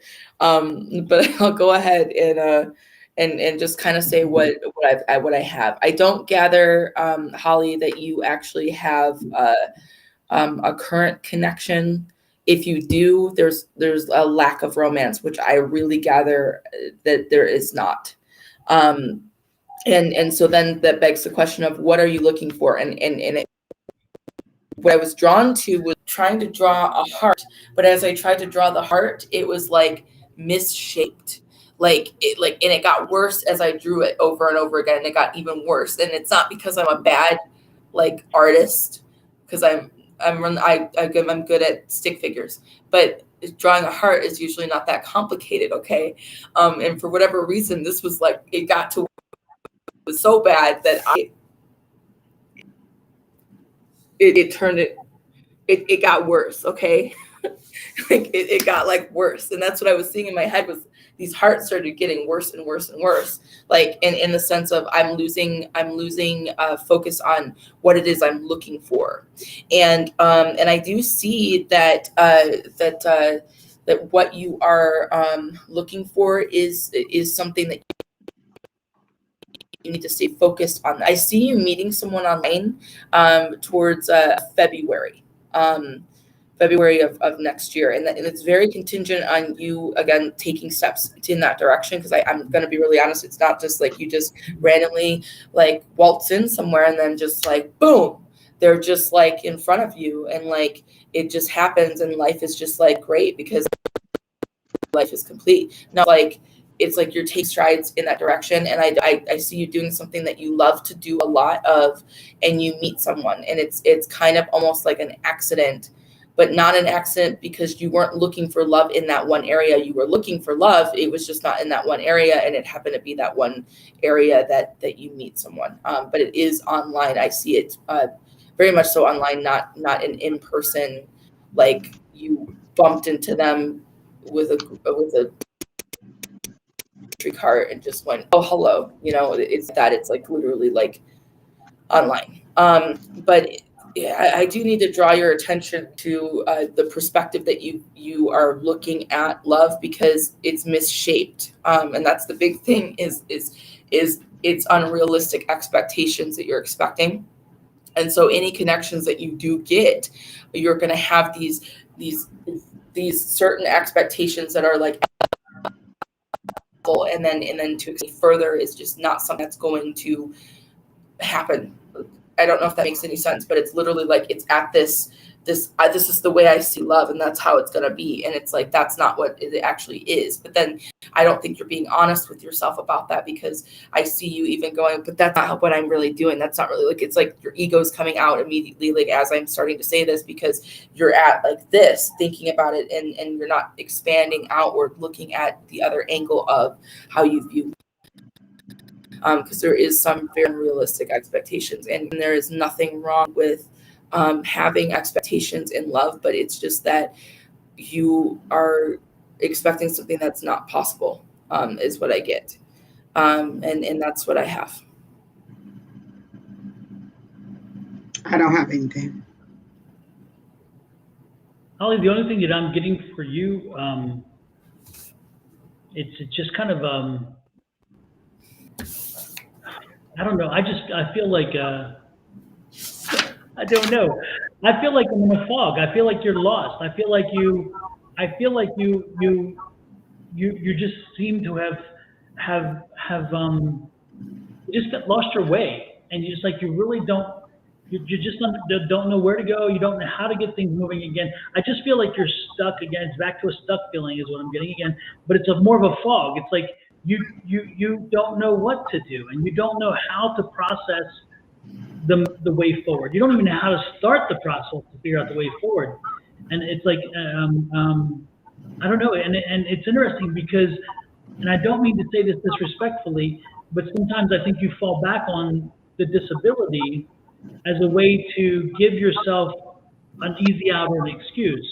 Because you can say, well, I'm whatever, and I'm getting the, and again, I'm not trying to be disrespectful with that, but it's one thing. It's to give you an example, I was on the board of an amazing organization here in Phoenix, and what we did is we helped people who could no longer walk We help them to climb mountains. We help them to take a whitewater rafting trip down the San Juan River for 7 days. These are people in wheelchairs who were told that's no longer an option in their life. We told them it would be. And we would take, our group, we would raise money every year and we would take different people down the San Juan River, go down partially, take the wheelchair out, and we would then spend the evening on the side of the river. And then the next morning get back on, we would share all the experience. But most importantly, they owned the fact that, yeah, they had some limitations, but that wasn't going to stop them. And so what I'm telling you, Holly, I think is, I'm getting this, again, you feel like you don't, you feel like you can't move on, you feel like you can't figure out how to move forward, and you're letting all the excuses flow through, and you gotta stop doing it. You gotta find a way to start moving forward. You gotta just start. And the one thing I said over and over again before is momentum. Just start moving in one direction. And I don't say physically moving if that's necessary, but start pushing your life in a direction. Start doing something positive. And the rest will fall in as you, and make it happen as you go along. You know what? Even if you make the wrong move, at least you're moving. If you're not moving, you're falling behind, because guess what? The world's turning. This world spins. And if you're sitting here and you're just staying there, then you're falling behind, because the world's not waiting for you. They're not going to come to you and give you a gift and say, guess what? We think you're special, so we're going to help. You've got to start doing something. So just start some momentum. Get moving forward. And if you have to make a corrective change, so be it, but you're already moving. If you have to fix something, so be it, you're already moving. Or if you got it right, then hey, this is even better. But no longer sit there and let the world come to you. It's time for you to get out there and get rid of the fog. But the fog is going to stay as long as you don't take a step forward to make something happen. That's what I'm doing. And that's why I stopped my reading, because immediately when I said, "Oh, I see you career picking up, making money," the first thing she said was, "I'm disabled." Disabled doesn't mean that you can't make money, doesn't mean you can't work. So if you're going to shut down the blessing that is coming your way, I'm not even going to speak it to you. If you're disabled, then you're disabled. Have a good night. I'm not giving you a speech. Anything else for that one? Brittany? Brittany? No, I think I am. I think I hit every note I wanted to hit there with Holly, and I think it resonated enough with her, at least what she said prior to the foggy state. So I think she said, yeah, it's fine. I'm good. Got everything. Super. Well, you know what? I think with that one, I'm kind of, I'm ready to call it a night if y'all don't mind. So, if that's okay, I think let's say good night to everybody, and thank everybody for coming in. By the way, everybody, don't forget to hit that like button down below. Thank Brittany for visiting with us for tonight. It was great to see you, Brittany. I hope we didn't wear you out, Brittany. And to connect to Brittany, her information is right here. If you need to reach out to her to get a reading or to get other things happening, Brittany can be seen on TikTok. She can also be seen at her own website. And so, don't. I go live every hesitate Sunday. Say what? Sorry? I was just gonna say I go live every Sunday. There you go. So, and then of course, Angie and I, and what our thing usually is. So reach out to us. Don will be back on in the morning. Will you be back on in the morning, Don, or did they wear you out? No, I'll be back in the morning. Yeah. I have a long day of readings tomorrow. Lord have mercy. I've got like 4 or 5. Someone said, what time do you go live, Brittany? I go live about 11 a.m. on Sundays. On TikTok? And then some in the evening on the week, but it's kind of like I haven't pinpointed the exact day on the weekdays, but I've been kind of tricking everybody and like playing around with them and like not telling anyone, and then just magically appearing. And I do one question reads, as many as I can fit in, which I think last live I got like a little over 200 people in 3.5 hours. So I was talking very fast, so I liked it. I forgot what I was about to say. Goddamn. Oh, like, share, subscribe. Then anytime that we go live, you will know that we are live, and that and you'll get the notification. So, I mean, we could tell you the times over and over again, unless you go program it in your phone. Just like, share, subscribe. You'll get a notification when we go live. Sherry wanted me to also remind you that me and her, we're going live on Sunday at about 3 o'clock Pacific Standard Time, so West Coast time. Sherry, Barry, and I are going live. And don't forget, it's Sickle Cell Anemia Awareness Month. So on Fridays, wear your red shirts. And if you don't have one, Kina is selling them. So you reach out to Kina and buy a shirt from her. But most importantly, show your love for those folks who are dealing with and surviving sickle cell anemia. So I think we got everything in there. With that said, I think we're done. Thank you again for joining us, Britney. Angie, it's been fun. It's been interesting and a good one. So I'll let you guys go. We'll talk later, everybody. Bye-bye.